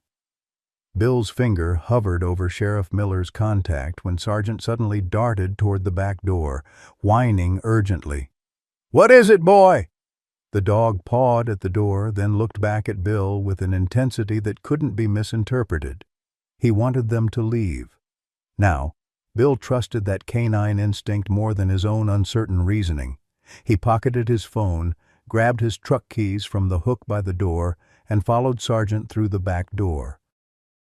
They circled around the side of the house opposite from the approaching deputy, keeping the building between them and Parker. Sargent led the way, moving with surprising stealth despite his size, pausing occasionally to ensure Bill was keeping up. The truck was parked in the carport attached to the east side of the house. To reach it without being seen by Parker, they would need to time their movement carefully. Bill peered around the corner of the house. Parker had nearly reached the front porch, his right hand resting casually near his waistband, where Bill suspected he carried an off-duty weapon. Something about the deputy's demeanor sent alarm bells ringing. This wasn't an official visit. There was no police cruiser, no partner, no announcement of his presence. Waiting until Parker stepped onto the porch, attention focused on the front door, Bill whispered, "Now," and they made their dash for the carport. The truck's door creaked as Bill opened it, louder than a gunshot to his hyper-alert senses. Sargent leaped into the passenger seat in a single fluid motion. Bill climbed in, inserted the key with trembling fingers, and turned the ignition. The engine roared to life just as Parker came running around the side of the house, hand now holding a pistol at his side. "Anderson, stop right there!" Parker shouted, raising the weapon. Bill threw the truck into reverse, backing out of the carport with a spray of gravel. Through the windshield, he saw Parker's face contort with rage as he lifted his gun toward the vehicle. "Get down!" Bill yelled to Sargent, who had already flattened himself across the seat. The first shot shattered the truck's rear window. The second pinged off the frame somewhere near Bill's head. Pure instinct took over as Bill executed a rapid three-point turn, then accelerated down the driveway toward the open gate. In the rearview mirror, he saw Parker running toward his own vehicle, still firing sporadically. Bill reached the main road and turned toward town, pushing the old truck faster than its aging suspension could comfortably handle. "What the hell was that about?" Bill gasped, heart hammering against his ribs. Sargent sat up cautiously, amber eyes fixed on the road behind them, a low growl still rumbling in his chest. Bill drove for 10 minutes, taking random turns on the network of back roads that crisscrossed the desert outside Copper Creek, making sure they weren't being followed. When satisfied they'd lost any potential pursuit, he pulled over at an abandoned gas station to collect his thoughts. "He tried to kill us," Bill said aloud, still processing the reality of what had just happened. "A sheriff's deputy just tried to gun us down in cold blood," Sargent whined softly, nudging Bill's trembling hand with his nose. "You knew," Bill realized, looking at the dog with new understanding. "You knew he was dangerous from the first time you saw him." The immediate question was what to do next. Bill needed to contact Sheriff Miller, but after what had just happened, he couldn't be certain who to trust. Parker was Miller's deputy, had worked under him for years according to town gossip. Was it possible Miller knew about whatever Parker was involved in? Bill's phone rang, startling both man and dog. Michael's name flashed on the screen. "Dad, where are you? I'm at the house, but no one's answering the door." Bill's blood ran cold. "Michael, you're at my house right now?" "Yeah, I got an earlier flight. The door's unlocked, but—" "Michael, listen to me carefully," Bill interrupted, fighting to keep his voice steady. "You need to leave immediately. Get back in your car and drive to town. Don't talk to anyone who might show up. Especially not a deputy named Parker." "Dad? What are you talking about? What's going on?" "I can't explain right now. Just trust me. Leave the house now." "You're scaring me," Michael said, his voice tense. "Are you in some kind of trouble?" Through the phone, Bill heard a sound that made his heart skip. A car engine approaching his property. "Michael, is someone pulling up to the house?" "Yeah. Looks like a blue pickup." "Dad, what—" "Hide," Bill hissed urgently. "Now. Don't let him see you." The line went silent for a moment. Then Michael whispered, "I'm in the back bedroom. Dad, there's a guy walking around outside with a gun. He looks like he's searching for something." "Stay hidden," Bill instructed. "I'm calling Sheriff Miller right now, but whatever you do, don't confront that man. He's already shot at me once today." Bill ended the call and immediately dialed Sheriff Miller's number, willing his hands to stop shaking. "Sheriff's Department," answered Donna Miller's familiar voice. "Donna, it's Bill Anderson. I need to speak to Jack immediately. It's an emergency." "He's out at Watson's Gulch with a search team," she replied. "What's going on, Bill?" "Deputy Parker just tried to kill me at my house," Bill stated bluntly. "He fired multiple shots at my truck as I was leaving. Now he's back at my property, and my son is hiding inside." A beat of silence, then, "Bill, are you sure about this? Tom Parker is one of our most respected deputies." "I'm looking at the bullet holes in my truck right now," Bill snapped. "My son is in danger. I need help immediately." I'll radio Jack," Donna said, her voice uncertain. "Where are you now?" "Old Peterson's gas station on Route 14. Please hurry, Donna." After hanging up, Bill called Michael back. His son answered in a whisper. "He's inside the house now," Michael said, fear evident in his voice. "I can hear him searching rooms." "I'm in your closet." "Police are on their way," Bill assured him, though he wasn't entirely confident of that. "Just stay quiet. Don't move." "Dad, I found something weird in here," Michael continued, voice barely audible. There's a box pushed way back on the shelf. It has a woman's driver's license in it, Rebecca Collins, and some jewelry. Bill felt as if the ground had dropped out from under him. That's impossible. I've never seen that box before. It's right here, Dad, along with what looks like a bloody shirt stuffed in a plastic bag. The pieces suddenly clicked into horrifying alignment. Parker must have planted evidence in Bill's house, presumably while Bill and Sargent were in town meeting with Sheriff Miller the previous day.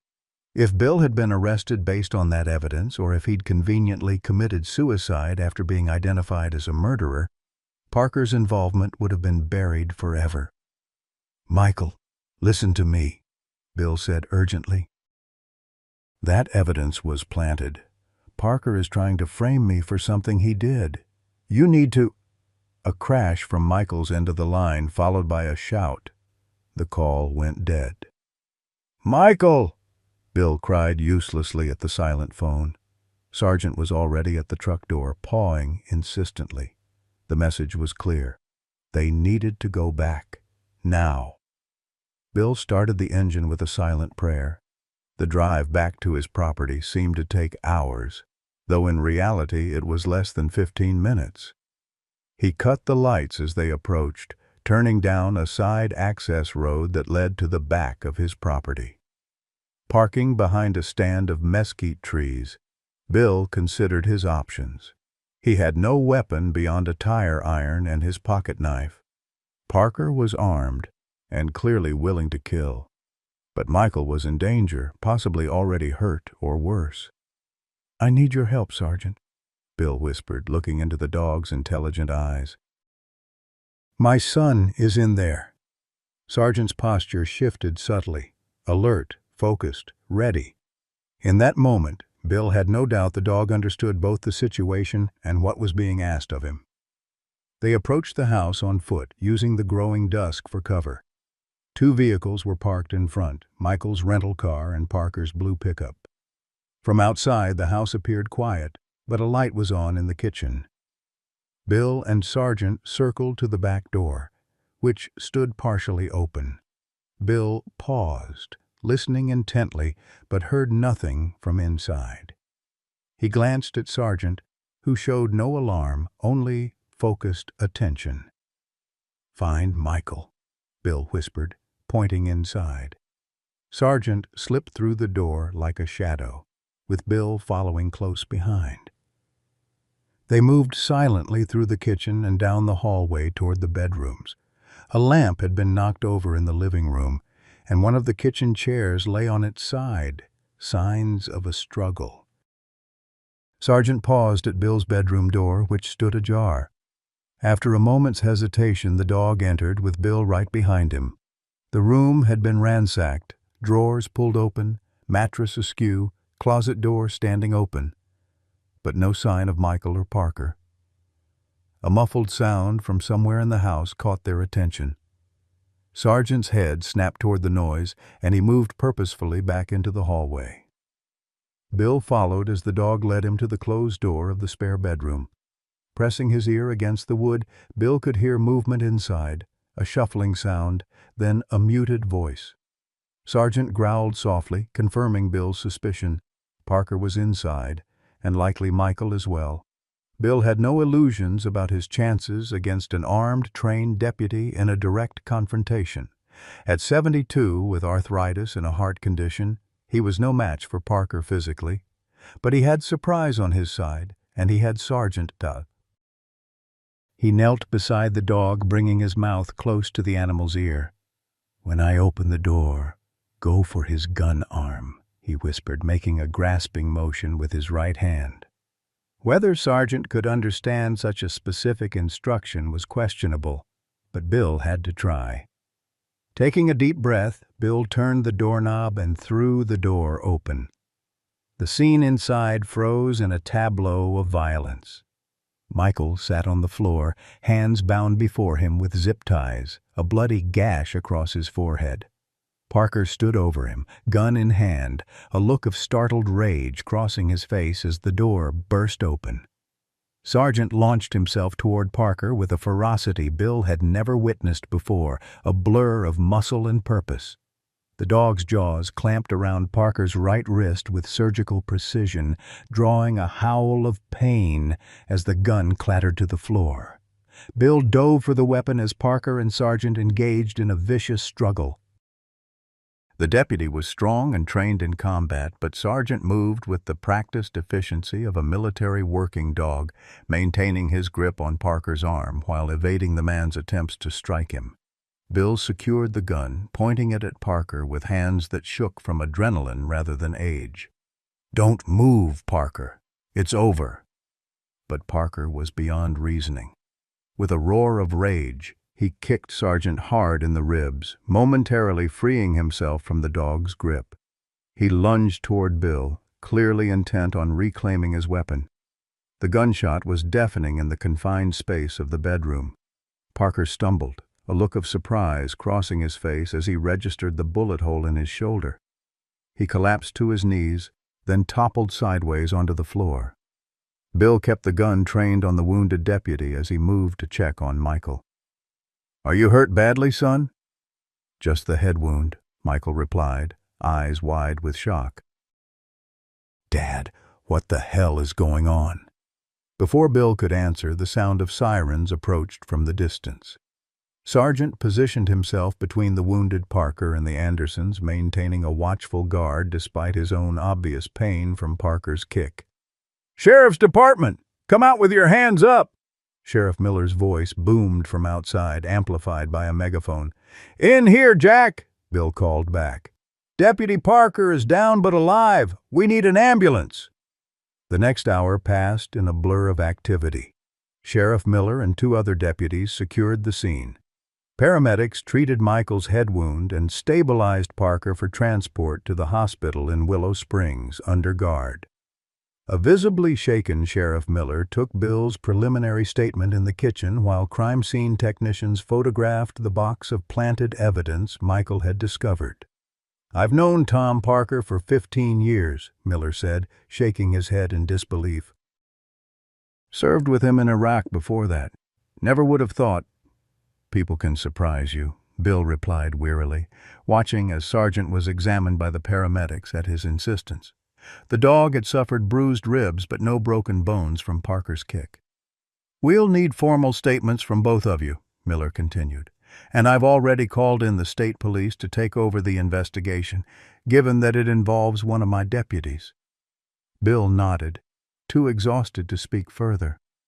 The adrenaline that had sustained him was fading, leaving him feeling every one of his 72 years. Michael, his head now bandaged, sat down beside his father. For a long moment, neither spoke, the gulf of misunderstanding between them momentarily bridged by shared trauma. "I thought you were—" Michael began, then stopped.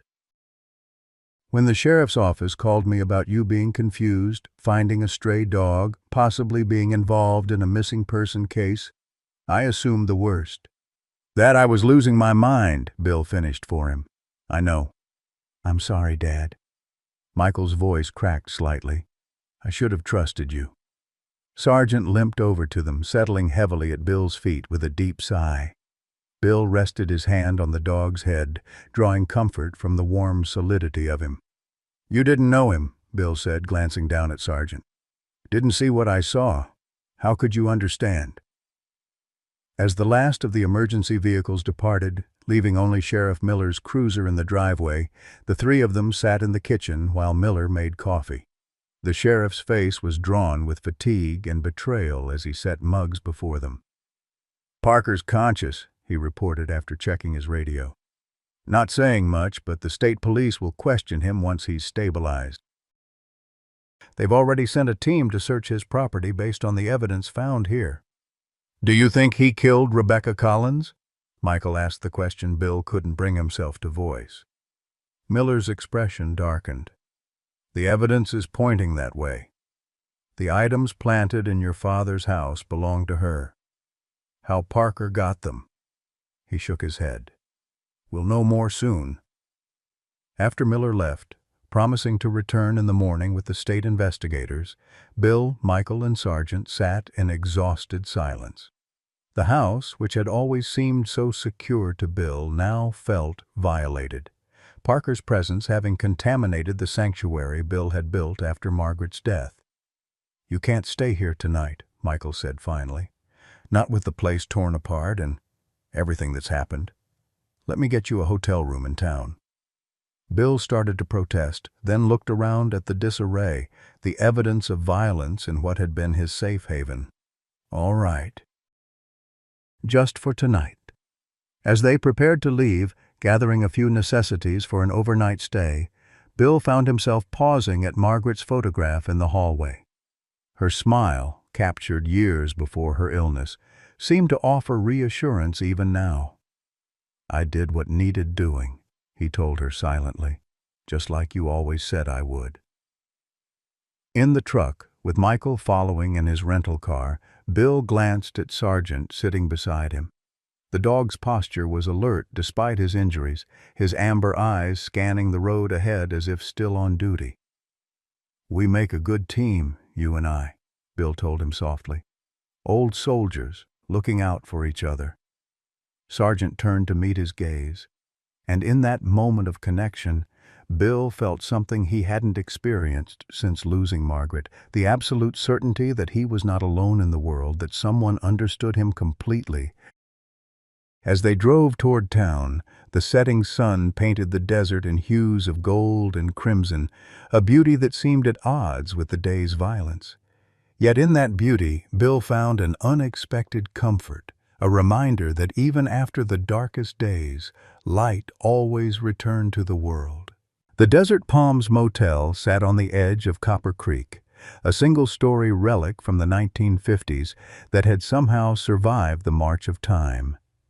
Its neon sign flickered intermittently in the gathering darkness as Bill, Michael, and Sargent made their way to room 14 at the far end of the building. "It's not much," Michael apologized, setting down his father's hastily packed overnight bag, "but it was the only place in town that would take Sargent without paperwork." Bill nodded, too exhausted to care about accommodations. The room was clean enough, 2 queen beds with faded floral bedspreads, a small table with 2 chairs, and a bathroom that smelled strongly of bleach. Martha from the diner had vouched for Bill with the motel owner, explaining the situation in the vague terms of home repairs needed after a break-in. Small towns protected their own, even when those protections manifested as carefully constructed half-truths. Sargent inspected the room methodically, sniffing each corner and checking the bathroom before settling at the foot of the bed nearest the door. His posture remained vigilant despite the obvious pain from his bruised ribs. "He's still on guard," Michael observed, watching the dog with newfound respect. "Even after everything that's happened." "Old habits," Bill replied, easing himself onto the edge of the other bed, joints protesting after the day's exertions. "Some things get so deeply ingrained, they become part of you." Michael pulled out one of the chairs and sat facing his father. In the harsh, fluorescent lighting, Bill could see the toll the day had taken on his son, the bandage on his forehead stark white against his pallor, dark circles beneath eyes that had aged years and hours.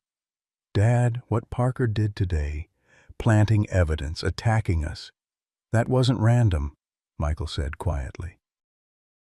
"He must have been planning this for days, maybe weeks."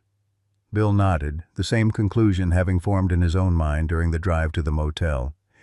"He saw an opportunity when I found Sargent, a convenient scapegoat, the reclusive old veteran with possible memory issues.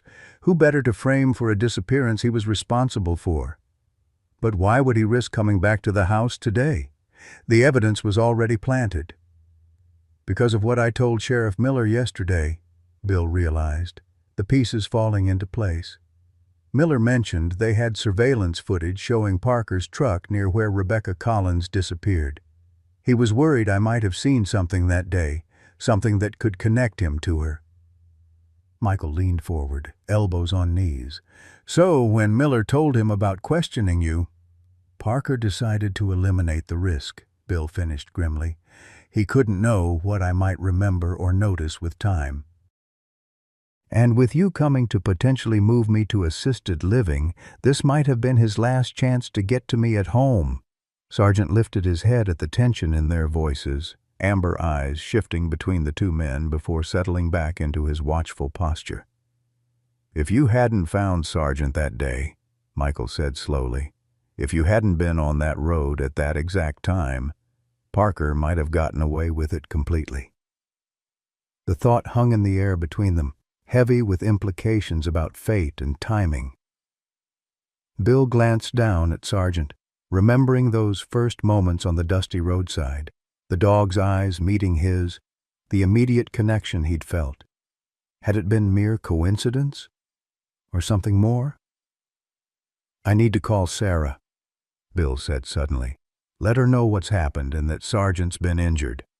While Bill made the call, Michael ordered pizza from the only delivery place in Copper Creek. Neither man had eaten since morning, the day's events having obliterated normal routines. Sarah answered on the third ring, her concern immediate when Bill explained the situation. She promised to come check Sargent first thing in the morning. After hanging up, Bill noticed Michael watching him with an expression he couldn't quite identify, something between apology and reassessment. "What is it?" Bill asked. Michael hesitated, then said, "I've been thinking about those calls from Sheriff Miller, the ones where he suggested you might be confused or experiencing memory issues." "What about them?" "It's possible Parker was present during those calls, or even encouraged Miller to make them. It would fit with his plan to discredit you." Bill considered this, recalling Miller's demeanor during their meetings. The sheriff had been professional but increasingly concerned, asking more pointed questions about Bill's certainty regarding timelines and observations. Had Parker been whispering doubts in his ear all along? "It would explain a lot," Bill acknowledged, "especially why Miller called you about my supposed confusion." A knock at the door announced the pizza delivery. After Michael paid and the delivery person left, they ate in relative silence, the day's revelations and exhaustion making conversation difficult. Sargent accepted a few pieces of plain crust, eating with the same dignified restraint he showed in all things. As the hour grew late, the inevitable conversation about sleeping arrangements arose. Michael insisted Bill take one of the beds while he took the other. Sargent would remain on the floor between Bill's bed and the door, refusing all attempts to coax him onto the mattress. "Just like old times," Bill remarked as they settled in for the night. "You, me, and a faithful dog keeping watch." Michael's expression softened at the memory. "Rex. I'd almost forgotten about him." "Your mother's golden retriever," Bill nodded. "Slept at the foot of your bed from the time you were 3 until you left for college." "I missed him terribly that first semester," Michael admitted. "More than I was willing to admit at 18. The simple exchange, a shared memory untainted by recent tensions, felt like the first tentative bridge across years of growing distance. As Michael turned out the light, Bill found himself wondering how they had drifted so far apart, father and son who had once been inseparable. Sleep came in fitful bursts for Bill, his dreams populated by fragmented images, Margaret's smile, the jungle heat of Vietnam, Parker's rage-contorted face, Sargent's unwavering gaze. Each time he woke, he found the dog still alert, amber eyes gleaming in the darkness, watching over him.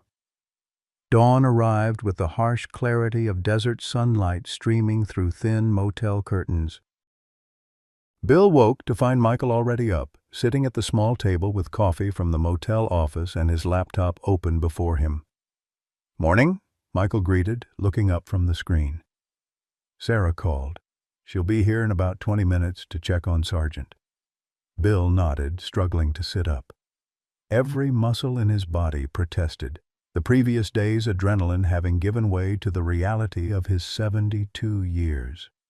Sargent rose stiffly from his position by the door, approaching to rest his head briefly on Bill's knee, a gesture of solidarity from one aching veteran to another. "There's something else," Michael continued, his expression guarded. "It's all over the local news sites. They found Rebecca Collins last night." Bill felt his heart sink.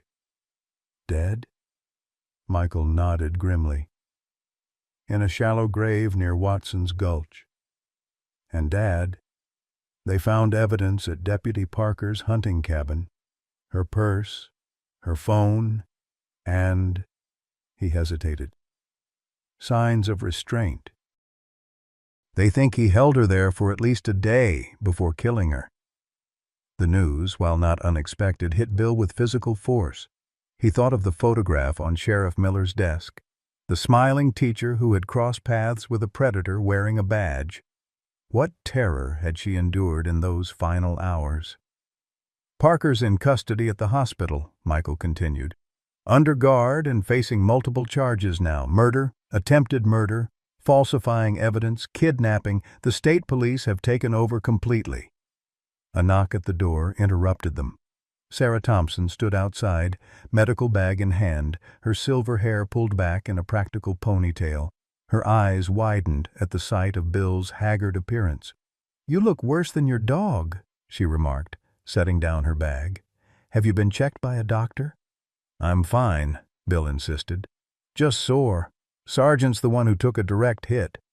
Sarah knelt beside Sargent, who submitted to her examination with stoic patience. She felt along his ribcage, noting where he flinched, checking his breathing and heart rate. "Bruised ribs, as we suspected," she confirmed. "No fractures that I can detect, but he'll be sore for a while. Limited activity for at least a week, and these pain medications twice daily." She handed a bottle to Bill. "I've also brought something for inflammation." As Sarah continued explaining care instructions, Bill's phone rang. Sheriff Miller's name appeared on the screen. "Jack," Bill answered, putting the call on speaker so Michael could hear. "Bill?" Miller's voice sounded strained, exhausted. "I wanted to update you personally. We've recovered Rebecca Collins' body, and there's substantial evidence linking Parker to her murder." "I heard," Bill replied. "Michael saw it on the news." "What they're not reporting yet," Miller continued, "is that we found documentation in Parker's home safe, records of 3 other missing women over the past 5 years, all in different counties. Photos, personal items. The state police are reopening those cases now." The implications were staggering. Parker hadn't just killed once in a moment of opportunity or passion. He was a calculated serial predator who had hidden behind his badge. "There's more," Miller said, his voice lowering. "We found dog training equipment in his garage, the specialized kind used for military and police canines, and records of a dog he reported as retired from service last year, a German shepherd named Max who matches Sargent's description perfectly." Bill looked at Sargent, who had raised his head at this information, amber eyes fixed on the phone as if understanding every word. "Are you saying Sargent belonged to Parker?" Michael asked, voicing the question Bill couldn't bring himself to articulate. "It looks that way," Miller confirmed. "According to the paperwork, Max was Parker's assigned canine partner for 3 years in a special program. When the program ended, handlers could apply to keep their dogs. Parker did, but neighbors reported hearing animal abuse complaints shortly after. Animal control visited once, but found nothing conclusive." The pieces fell into place with sickening clarity. Sargent, or Max as he had once been called, had likely witnessed Parker's crimes. Perhaps he had even tried to intervene, leading to the vicious attack that had nearly killed him. "Parker must have thought he'd finished the job," Bill said quietly. "Left him for dead on that back road, never expecting anyone would find him in time. Or that if someone did find him, the dog wouldn't survive his injuries," Miller added. "Bill, the state investigators would like to speak with you and Michael today. Get formal statements about yesterday's events. Would noon at the station work? After confirming the appointment and ending the call, the room fell into heavy silence. Sarah, who had heard everything, placed a gentle hand on Sargent's head. "That explains a lot," she said softly. "His training, his behavior, his response to Parker. He wasn't just any military dog, he was Parker's partner, and Parker betrayed him in the worst possible way." Bill moved to sit beside Sargent on the floor, ignoring his protesting joints.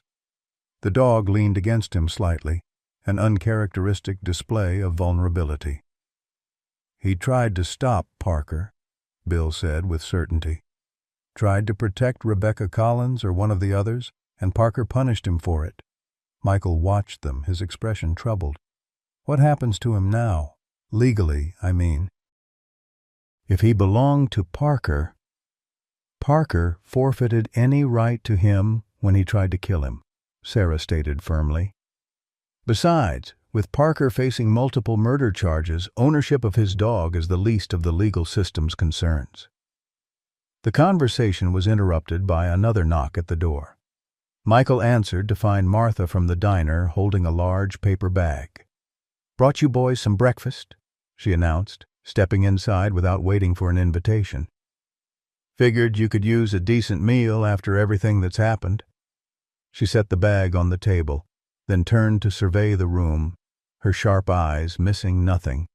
Bill sitting on the floor with Sargent, Sarah's medical supplies laid out, Michael's tired face. "Whole town's talking," Martha said, pulling out containers of food. "About Parker and those poor women, about how you and this magnificent animal stopped him." She gestured to Sargent. "Folks who were whispering about you last week are singing a different tune today, Bill Anderson." Bill struggled to his feet, accepting the container Martha handed him. "Doesn't matter what they think? Never did."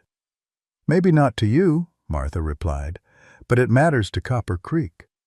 A community carries a certain responsibility for the actions of its members, good and bad. What Parker did while wearing our sheriff's badge reflects on all of us." After Martha and Sarah left, Bill, Michael, and Sargent ate the generous breakfast Martha had provided. Eggs, bacon, pancakes, and biscuits still warm from the diner's oven. The simple act of sharing a meal seemed to further ease the tension between father and son, creating space for conversations that had been avoided for too long. "I've been thinking," Michael said as they finished eating, "about what happens next." Bill tensed slightly, anticipating a renewed discussion about assisted living or selling the house. "What about it?" "You can't go back to your place right away.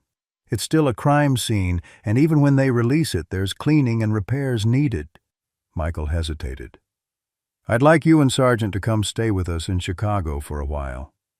The offer was so unexpected that Bill could only stare at his son. "Chicago? With your family?" Michael nodded.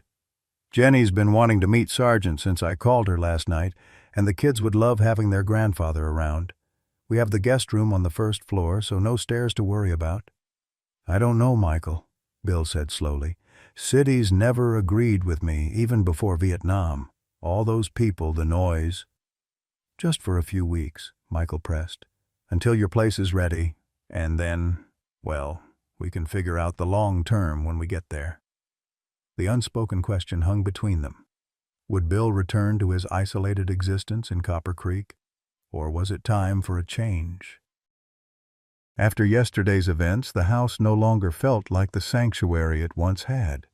Parker had violated not just the physical space, but the sense of security Bill had carefully constructed there.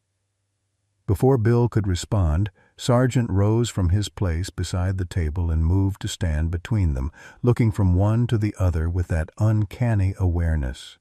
Then, deliberately, he went to sit beside Michael, leaning slightly against his leg.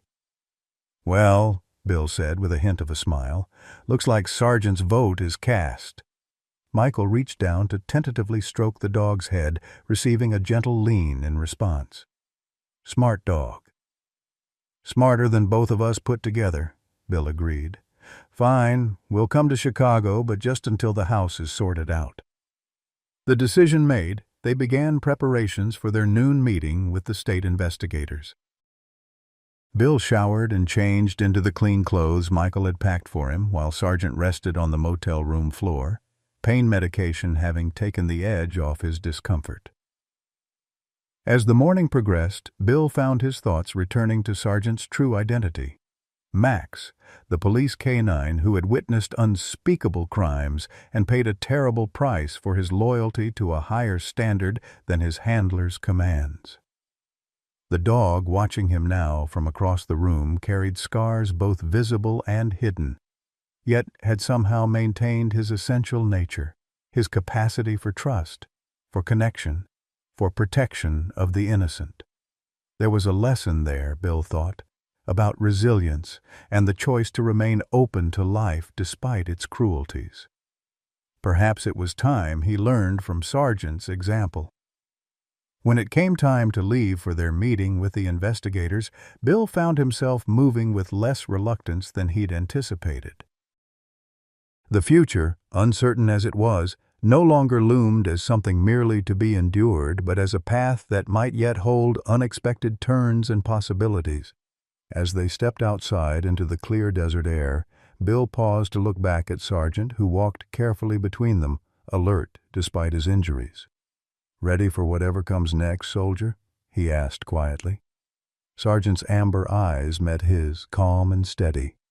For a moment, Bill could almost imagine he saw the reflection of Margaret in those eyes, her strength, her wisdom, her unfailing belief in second chances.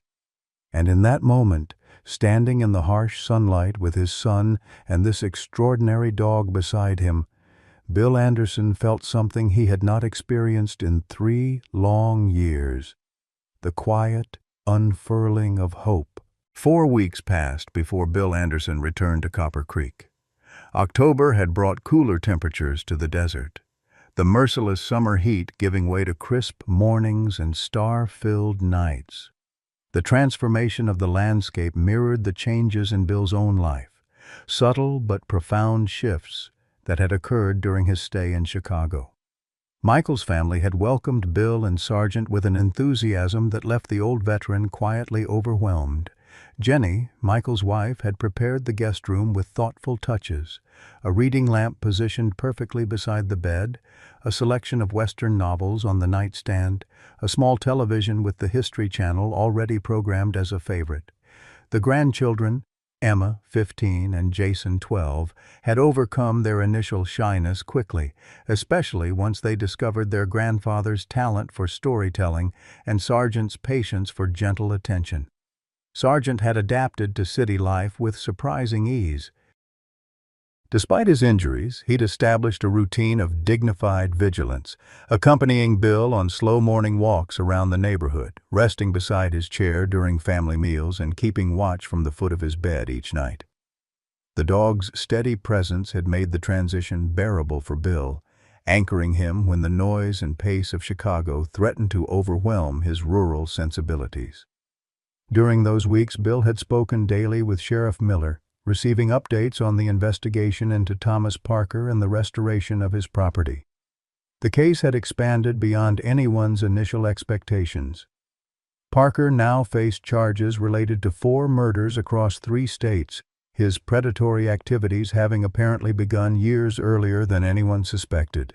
His hunting cabin had yielded horrific evidence: photographs, personal items taken as trophies, journals detailing his crimes with dispassionate precision.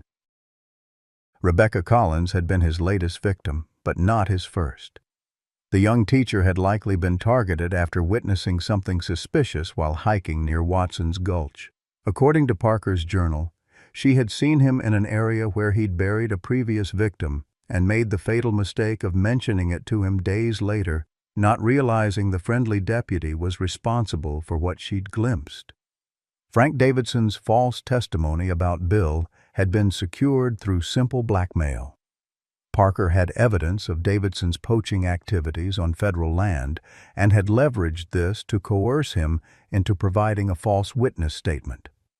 Davidson had recanted once Parker was in custody, facing his own lesser charges for obstruction of justice. The physical evidence planted in Bill's house had been collected during the cleanup of Rebecca Collins' murder. Parker's plan had been methodical. Establish Bill as a confused elderly man, plant evidence linking him to Rebecca's disappearance, then engineer either Bill's arrest or, as became clear during the confrontation, his death in what would appear to be a suicide prompted by guilt. What Parker hadn't counted on was Sargent, the dog he'd assumed was dead, the witness he'd tried to silence. Sargent's recognition of Parker as a threat, his protective behavior toward Bill, and ultimately his decisive intervention during the confrontation had unraveled a plan years in the making. Now, as Bill's truck crested the final hill overlooking his property, he felt a complex mixture of emotions. The house stood as it always had, weathered and sturdy against the desert backdrop, but his perception of it had fundamentally changed. No longer simply Margaret's final home or his place of refuge, it now carried the weight of more recent history, both trauma and triumph. Sargent sat upright in the passenger seat, his posture alert as they approached. His ribs had healed during their time in Chicago, though a slight hesitation remained when he moved quickly. Otherwise, the only visible reminder of his ordeal was the scar along his flank, now covered by regrown fur but still palpable beneath Bill's hand when they sat together in the evenings. "Home again," Bill murmured as he parked in the familiar carport. "For better or worse." Sheriff Miller had arranged for the house to be cleaned after the crime scene investigators finished their work. New glass had been installed in the broken windows, the ransacked rooms restored to order, the front door repaired where Parker had forced it open. On the surface, everything appeared normal, but Bill knew the invisible boundaries of his sanctuary had been permanently altered. Sargent exited the truck and immediately began a methodical inspection of the property, moving with the practiced efficiency of a security professional. Bill watched him circle the house, checking each entrance, each potential vulnerability, before returning to stand at Bill's side. "All clear?" Bill asked with the hint of a smile. Sargent's slight tail wag confirmed the assessment. Inside, Bill found the house unnervingly tidy. Cleaner, in fact, than it had been before Parker's intrusion. Someone had dusted the photograph frames in the hallway, organized the books on the shelves, even replaced the faded curtains in the living room with similar but newer versions. Martha's work, he suspected, or perhaps Sarah's. The thought of their care warmed him, even as the unfamiliar orderliness created a sense of displacement. Bill moved through the room slowly, reacquainting himself with his own space, Sargent always close by. In the kitchen, he found a casserole in the refrigerator with Martha's handwriting on a note taped to the lid. "Welcome home. Heat at 350 degrees for 30 minutes. Don't be a stranger." A vase of fresh wildflowers sat on the kitchen table. Sarah's touch, he guessed. The bedroom presented the greatest challenge. Though logically Bill knew Parker had been there, had searched through his most private spaces, had violated the sanctity of the room he'd once shared with Margaret, seeing it restored to perfect order almost made it possible to pretend it hadn't happened. Almost. Sargent seemed to sense his discomfort, pressing gently against Bill's leg as they stood in the doorway. The dog's warmth and solidity provided an anchor, as it had so many times during these difficult weeks. "It's just a room," Bill told himself aloud. "Just 4 walls and a bed. Nothing more." But of course it was more. It was where Margaret had spent her final days, where they'd whispered last words of love and promises, where Bill had held her hand as she slipped away. The thought of Parker rifling through the bedside drawer where Bill kept Margaret's reading glasses and favorite earrings made his stomach clench with renewed anger. The sound of a vehicle approaching drew Bill from these dark thoughts. Through the window, he saw Sarah's SUV pulling up beside his truck. Sargent's ears perked forward, but his posture remained relaxed. This was a welcomed visitor. Bill met her at the door, surprised to find her carrying a large pet bed and a bag of supplies. "Housewarming gifts," she explained with a smile. "Or re-housewarming, I suppose." "You didn't have to do that," Bill said, taking the items from her. "Sargent's been sleeping on the rug just fine." Sarah followed him inside, greeting Sargent with a gentle pat. "A war hero deserves better than a rug, Bill." Especially at his age. The phrase war hero caught Bill off guard. "What do you mean?" Sarah settled at the kitchen table while Bill made coffee. "I did some research while you were gone. With Sheriff Miller's help, I accessed Max's, Sargent's, service records. He wasn't just any police dog, Bill. Before Parker got him, he served 2 tours in Afghanistan with a Marine handler. He has commendations for saving his unit during an ambush, for detecting IEDs that would have killed dozens. He's a decorated veteran, just like you." Bill glanced at Sargent, who had settled near the kitchen doorway, amber eyes watching them with that familiar, intelligent awareness. "That explains a lot," Bill acknowledged. "His training, his reactions. I sensed he was special from the beginning." "There's more," Sarah continued. "His original Marine handler was killed in action during their second tour. Sargent, Max then, was wounded in the same attack but dragged his handler to safety before collapsing. He was treated, decorated, and eventually transferred to the police training program where Parker acquired him." The knowledge settled over Bill like a mantle, confirmation of what he had intuited about Sargent from their first encounter. The dog had already experienced loss, betrayal, and trauma long before Parker's attack. Yet somehow, he had maintained his essential nature, his capacity for trust, for connection, for protection of the innocent.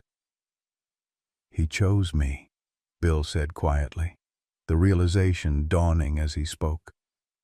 "That day on the road, he could have run, hidden, avoided human contact altogether after what Parker did to him.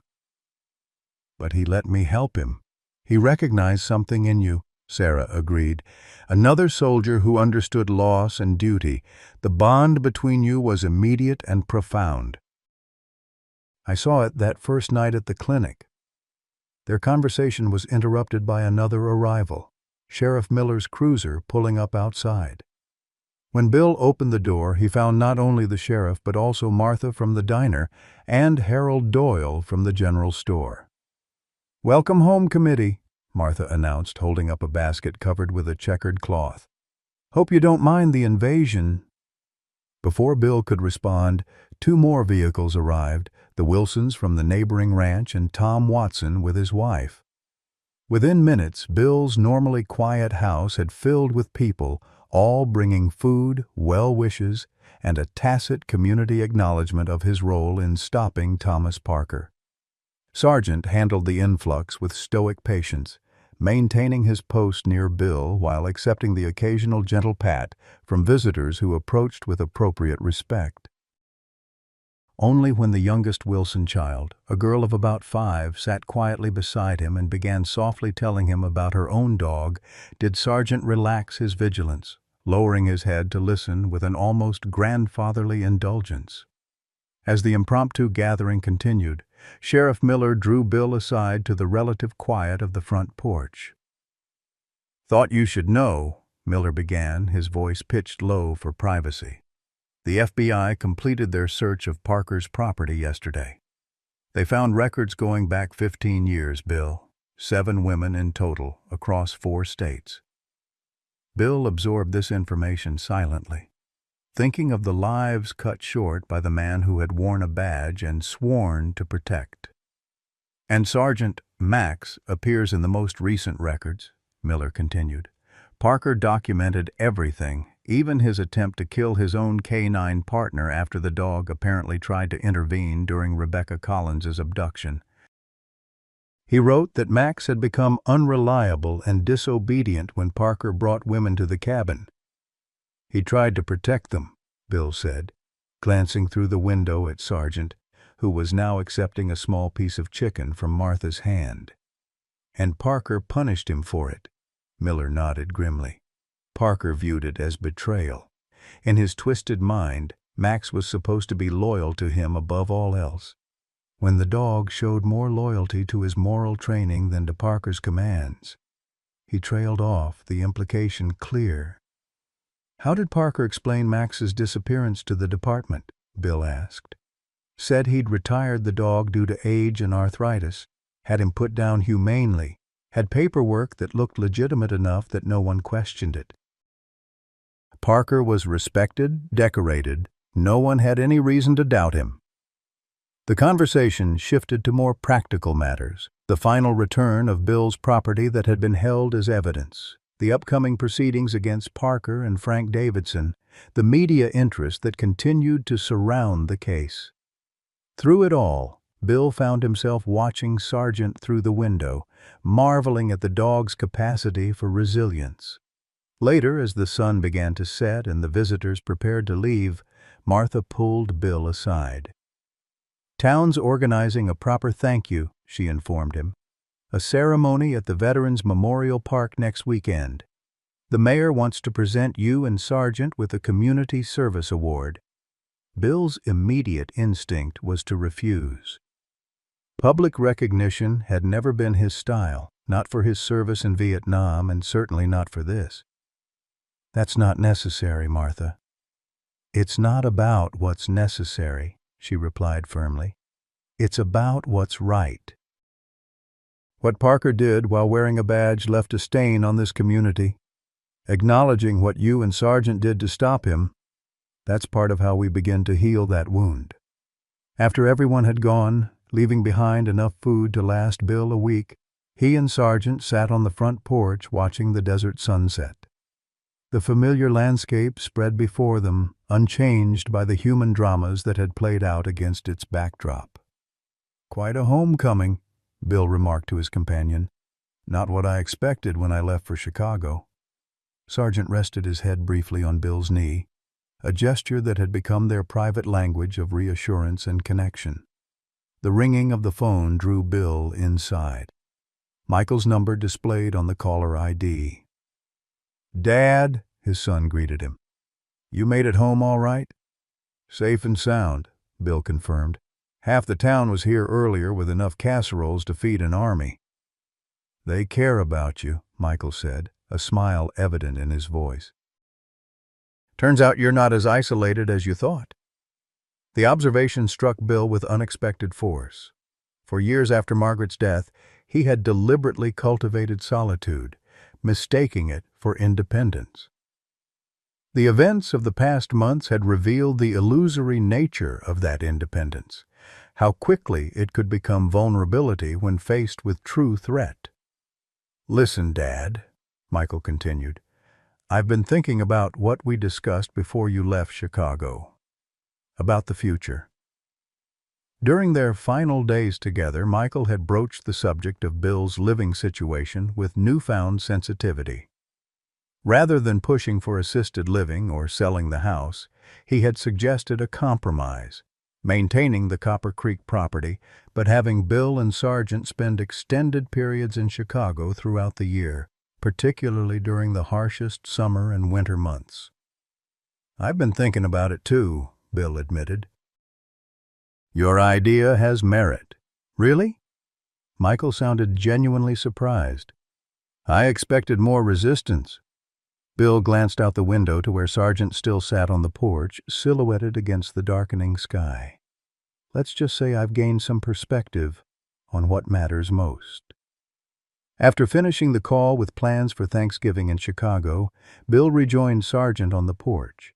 The first stars had appeared, brilliant points of light in the vast desert sky. In the distance, coyotes began their nightly chorus, a sound that had once accentuated Bill's solitude, but now seemed merely part of the natural rhythm of the place he called home. "Things are going to be different," he told Sargent. "For both of us."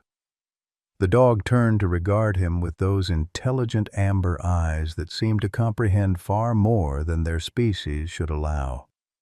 That night, as Bill prepared for bed, he found himself standing before Margaret's photograph in the hallway. Her smile, captured years before illness had claimed her, held the warmth and wisdom he had relied upon throughout their life together. "I think you'd approve," he told her quietly, "of Sargent, of reconnecting with Michael, of moving forward without leaving everything behind." In the bedroom, Bill found Sargent already settled on his new bed near the window, positioned to maintain sight lines to both the door and Bill's bed. The dog watched as Bill completed his nightly routine, amber eyes reflecting the soft lamplight. As Bill turned out the light and settled under the covers, he found himself thinking of the strange series of events that had brought them together. A chance discovery on a desert road, a fight for survival, a confrontation with evil. What had begun as an act of basic human decency, stopping to help an injured animal, had expanded into something far more profound. In the darkness, Bill could just make out Sargent's silhouette, ever vigilant even in repose. "Good night, old soldier," he whispered. The dog's tail thumped once against the floor. Acknowledgement, companionship, the simple affirmation that neither of them faced the night alone. Outside, the desert wind whispered through the mesquite trees, carrying the ancient promise of endurance and renewal. Within those walls, two veterans of different wars but similar wounds had found in each other something neither expected to discover again: the possibility of healing, of purpose, of a path forward illuminated by unexpected grace. And in that moment, beneath the vast Arizona sky, it was enough. 6 months had transformed both landscape and lives. Spring had arrived in Copper Creek, painting the desert with unexpected color: brittle bush blazing yellow against red earth, prickly pear blossoms in vibrant magenta, ocotillo stems crowned with flame-like flowers. The seasonal renewal mirrored the changes in Bill Anderson's world since that fateful summer day when he'd found a dying German shepherd on a dusty back road. The morning sun filtered through the kitchen window as Bill prepared breakfast: eggs and bacon for himself, a carefully measured portion of high-quality senior dog food supplemented with lean protein for Sargent. At 73, Bill moved with the deliberate economy of someone who had made peace with physical limitations without surrendering to them. His morning routine included exercises recommended by the VA physical therapist in Chicago, whom he'd finally consented to see during his winter stay with Michael's family. "Beautiful day shaping up," Bill remarked to Sargent, who sat with dignified patience beside his empty food bowl. "Good day for visitors." The dog's ears perked forward at the word visitors, his amber eyes brightening with anticipation. After 6 months together, their communication had evolved into something approaching telepathy: subtle shifts in posture, microscopic changes in expression conveying volumes between man and dog. Michael and his family were arriving that afternoon for their spring break visit, a new tradition established during the past months of reconnection. Bill had spent Thanksgiving and most of December in Chicago, returning to Arizona in January with Sargent, who had become an unexpected bridge between generations. Emma and Jason had formed a deep attachment to the German shepherd, spending hours during Bill's visit teaching him new tricks, which he performed with amused tolerance, and simply sitting with him, finding comfort in his steady presence during the turbulence of adolescence. The transformation in Bill's relationship with his son had been equally profound. Years of distance had given way to weekly phone calls, shared projects during visits, and a mutual respect that acknowledged both their differences and their common ground. Jenny, Michael's wife, had confided to Bill during his stay that she'd never seen father and son so at ease with each other. "It's Sargent," she'd observed one evening, watching the dog position himself between Bill and Michael during their chess game. "He's brought out something in both of you, something that was always there but got buried somehow." Bill set Sergeant's breakfast on the floor, then took his own plate to the table. Through the window he could see the vegetable garden he'd expanded with Michael's help during a weekend visit in February. Tomatoes, peppers, and herbs thriving in the amended soil. Beyond that stood the new workshop, a surprise project Michael had organized with the help of local veterans during Bill's Chicago stay. "Your dad needs a proper place to work with his hands," Michael had explained to Emma and Jason when planning the structure. "It's how he processes things, how he finds peace." The workshop had become Bill's sanctuary during the winter months, a place where he crafted simple wooden toys for the grandchildren and more complex pieces for the home. A new coffee table for the living room, bookends carved with desert motifs, picture frames for the growing collection of family photographs now displayed alongside Margaret's. The wall phone rang, interrupting his thoughts. Few people called the landline anymore. Most used his newly acquired cell phone, a concession to Michael's concern about emergency communication. "Bill, it's Sarah." Dr. Thompson's voice carried a warm familiarity that had deepened over the months. "Just checking that we're still on for the ceremony today. I can drive if you'd prefer." "Appreciate the offer, but I'm fine to drive," Bill replied. "Michael and the family are coming in this afternoon, so I'll have plenty of help if needed." "Perfect. I'll see you there at 2 then." After hanging up, Bill smiled slightly at Sergeant, who had finished his breakfast and now watched Bill with expectant attention. "Yes, I know. Time for our morning rounds." Their daily inspection of the property had begun as Sergeant's initiative, a security patrol the dog clearly considered essential to their well-being. Over time, it had evolved into a shared ritual, a measured walk around the perimeter that served both physical exercise and mental reassurance.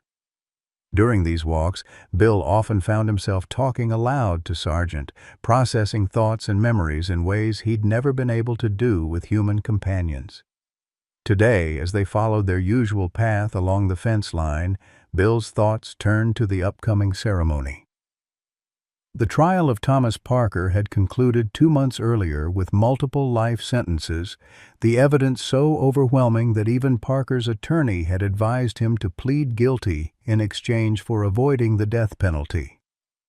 Frank Davidson had received probation for his false testimony after cooperating fully with the investigation.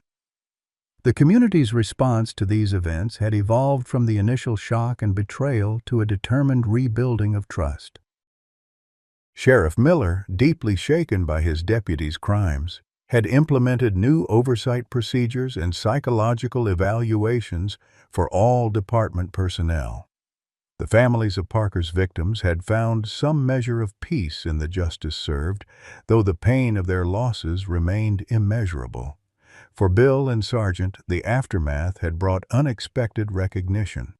The story of how an elderly veteran and an abused police dog had stopped a serial killer had captured national attention briefly before fading from the news cycle. But locally, their partnership had become something of a symbol, a testament to resilience, to the possibility of healing after trauma, to the power of unlikely connections. Today's ceremony at the Veterans Memorial Park would mark the opening of a new K-9 training facility named in Sergeant's honor, a program specifically designed to pair shelter dogs with veterans struggling with PTSD and transition issues. Bill had been asked to speak at the dedication, a prospect that filled him with equal parts pride and trepidation. "Not much for public speaking," he remarked to Sergeant as they completed their circuit of the property. "That was always Margaret's department." Sergeant bumped his head gently against Bill's hand. Reassurance, encouragement, solidarity. Back inside, Bill showered and dressed with unusual care. Pressed khakis, a blue button-up shirt Margaret had always said matched his eyes, the polished shoes he rarely wore. From the back of the closet he retrieved his old uniform jacket with the combat medic insignia and service ribbons. He hadn't worn it in decades, had nearly donated it after Margaret's death during one of his purges of the past. Now he was glad he'd kept it.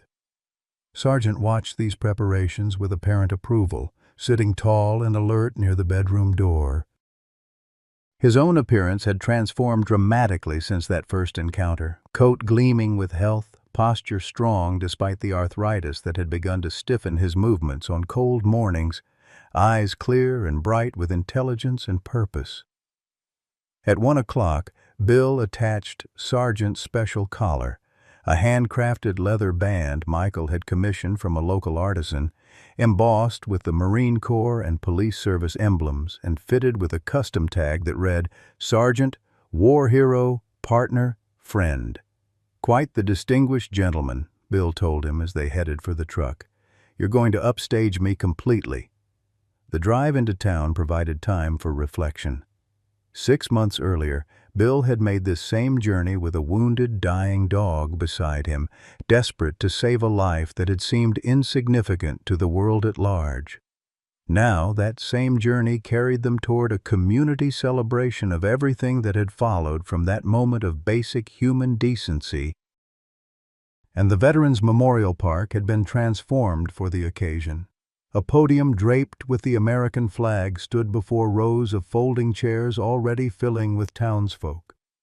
To one side, a modest building with a newly installed sign reading Sergeant's Second Chance K-9 Training Center awaited its official dedication. A red ribbon stretched across its entrance, ready for the ceremonial cutting. As Bill parked, he spotted Sarah waiting near the park entrance, elegant in a simple blue dress. Beside her stood Sheriff Miller in his dress uniform, and Martha from the diner organizing a refreshment table with military precision. Harold Doyle waved from where he was setting up additional chairs, and the Wilsons called greetings as they found their seats. "There they are," Martha announced as Bill and Sergeant approached. "Our guests of honor." Sergeant walked with perfect military bearing beside Bill, acknowledging the attention with dignified restraint. Children pointed and whispered, elderly veterans nodded respectfully, and younger adults smiled with the recognition born of news coverage and local legend. "Bill, you're looking well," Sarah greeted him, her professional assessment softening into personal warmth. Their friendship had deepened during the months of Sergeant's recovery and the aftermath of Parker's arrest. She had become a regular visitor to the ranch, bringing books she thought Bill might enjoy, sharing meals on the porch, offering the easy companionship of someone who understood both solitude and service. "Nervous as hell," Bill admitted quietly. "Never been one for speeches." "Just speak from the heart," she advised, straightening his collar slightly. "That's all anyone wants to hear." The ceremony began at precisely 2 o'clock with the presentation of colors by the local VFW post and the national anthem sung by the high school choir. Mayor Wilson, a lifelong Copper Creek resident who had known Bill since childhood, delivered opening remarks that traced the community's journey from the shock of Parker's crimes to the healing represented by today's dedication. "From the darkest chapters can come the most inspiring new beginnings," the mayor concluded. "And that is what we celebrate today. Not just a building or a program, but the indomitable spirit of service and sacrifice embodied by a remarkable partnership." Sheriff Miller spoke next, his weathered face solemn as he addressed the failures that had allowed Parker to operate undetected within his department. He spoke of accountability, of renewed commitment to the community's trust, and of the lessons learned from Bill and Sergeant's example. "When Bill Anderson found an injured dog on that back road," Miller said, "he had no way of knowing he was encountering a crucial witness, a fellow veteran who had tried to stop evil and paid a terrible price." Their partnership reminded us that courage doesn't always wear a uniform or a badge.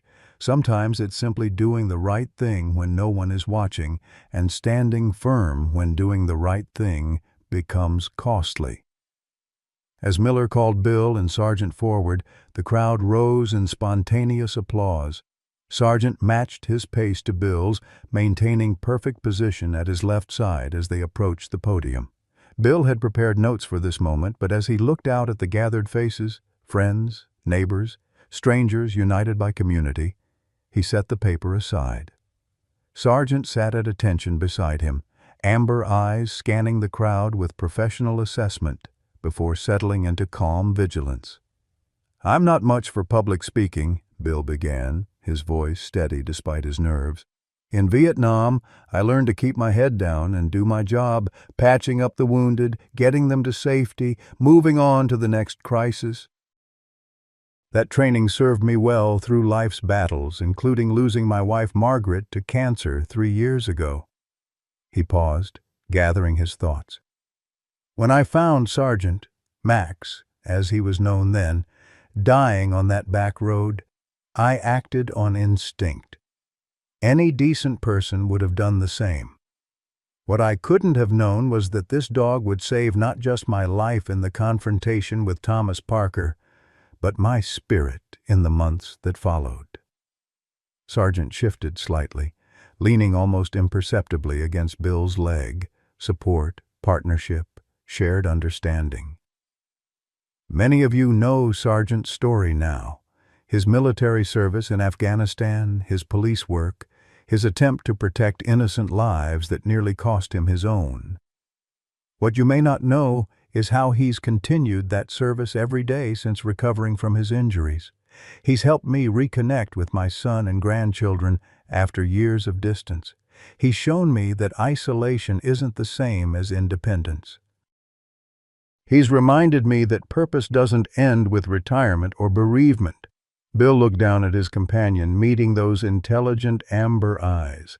"This training center will pair shelter dogs with veterans struggling to find their way home from wars both foreign and internal.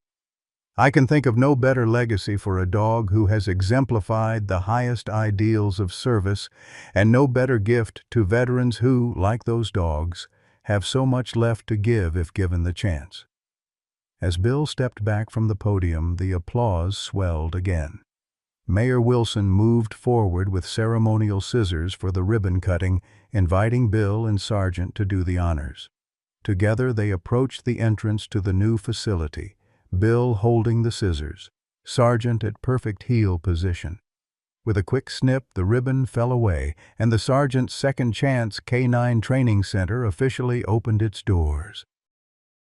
Inside, the building had been thoughtfully designed with both human and canine needs in mind. Training spaces with resilient flooring, comfortable seating areas for veterans to socialize, and a memorial wall displaying photographs of service dogs alongside their handlers from conflicts ranging from World War II to Afghanistan. In a place of honor near the entrance hung a professional portrait of Sergeant, commissioned by the community and captured by a photographer who had somehow managed to convey both the dog's military bearing and the soulful intelligence behind those amber eyes.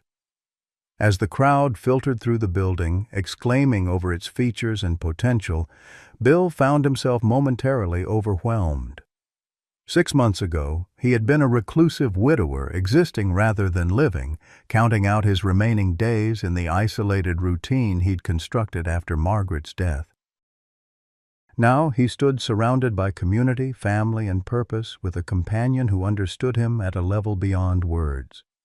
"Quite a transformation," Sarah remarked, appearing at his side. "For both of you." Before Bill could respond, a familiar voice called from the entrance. "Dad!" Michael stood in the doorway, Jenny and the children beside him. They had arrived earlier than expected, coming directly to the ceremony. Emma and Jason immediately rushed to greet Sergeant, who accepted their enthusiastic attention with dignified patience, while Michael and Jenny approached Bill with warm embraces.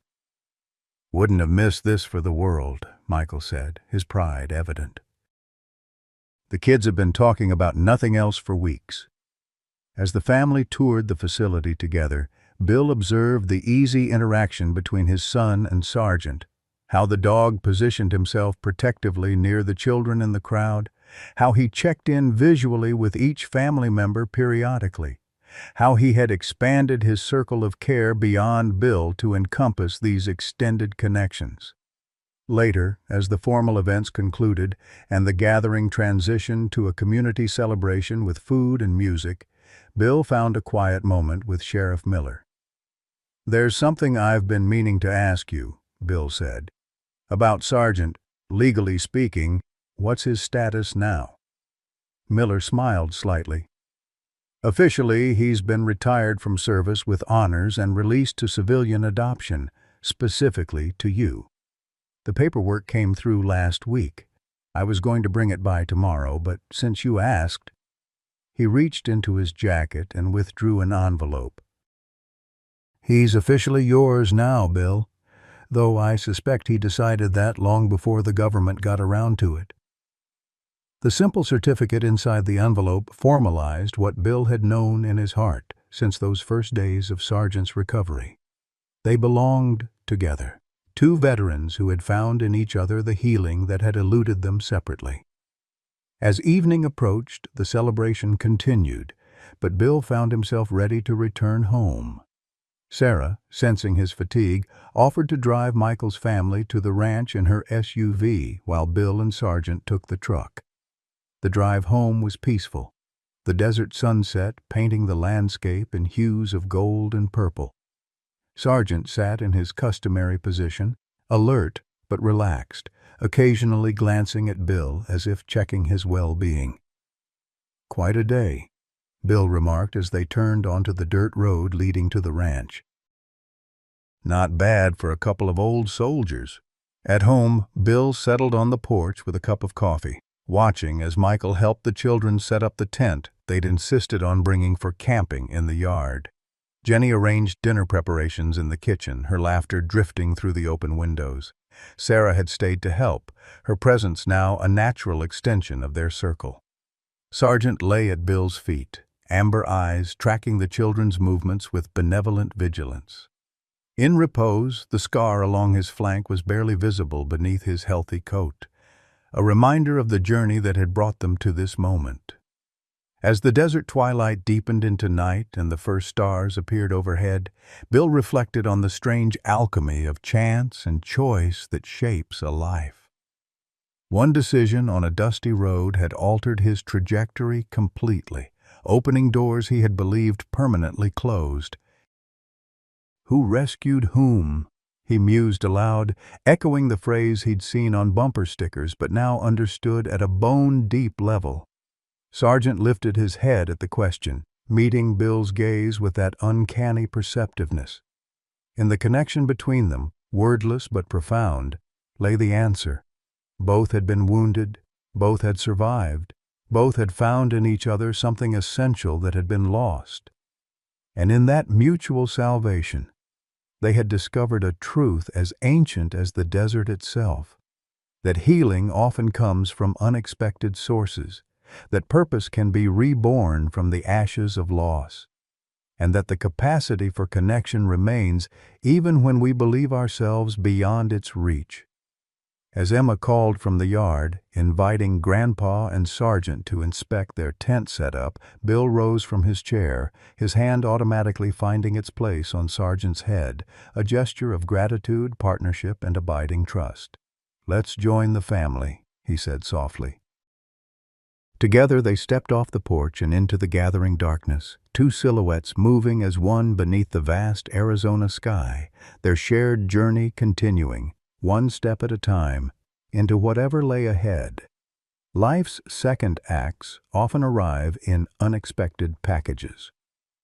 When Bill Anderson, a 72-year-old Vietnam veteran living in isolation after his wife's death, discovered a dying German shepherd on a desert road, he couldn't have known this moment would rewrite his future. Through their journey of healing, Sargent recovering from physical wounds, Bill from emotional ones, they forged a bond that transcended words. This partnership not only stopped a predator in their community, but rebuilt bridges between Bill and his estranged son, created connections with grandchildren he barely knew, and opened doors to friendship and purpose he thought forever closed. Their story reminds us that it's never too late for renewal, that the capacity for meaningful connection remains even when grief and age convince us otherwise. The sunset years need not be defined by what we've lost, but by what we might still discover if we remain open to life's unexpected gifts. The courage to help a wounded creature became the key that unlocked Bill's imprisoned heart. What unexpected encounter has changed your life's direction? Or, if you could start a second chance program in your community, what form would it take? Share your stories of renewal below. We're never too old for new beginnings.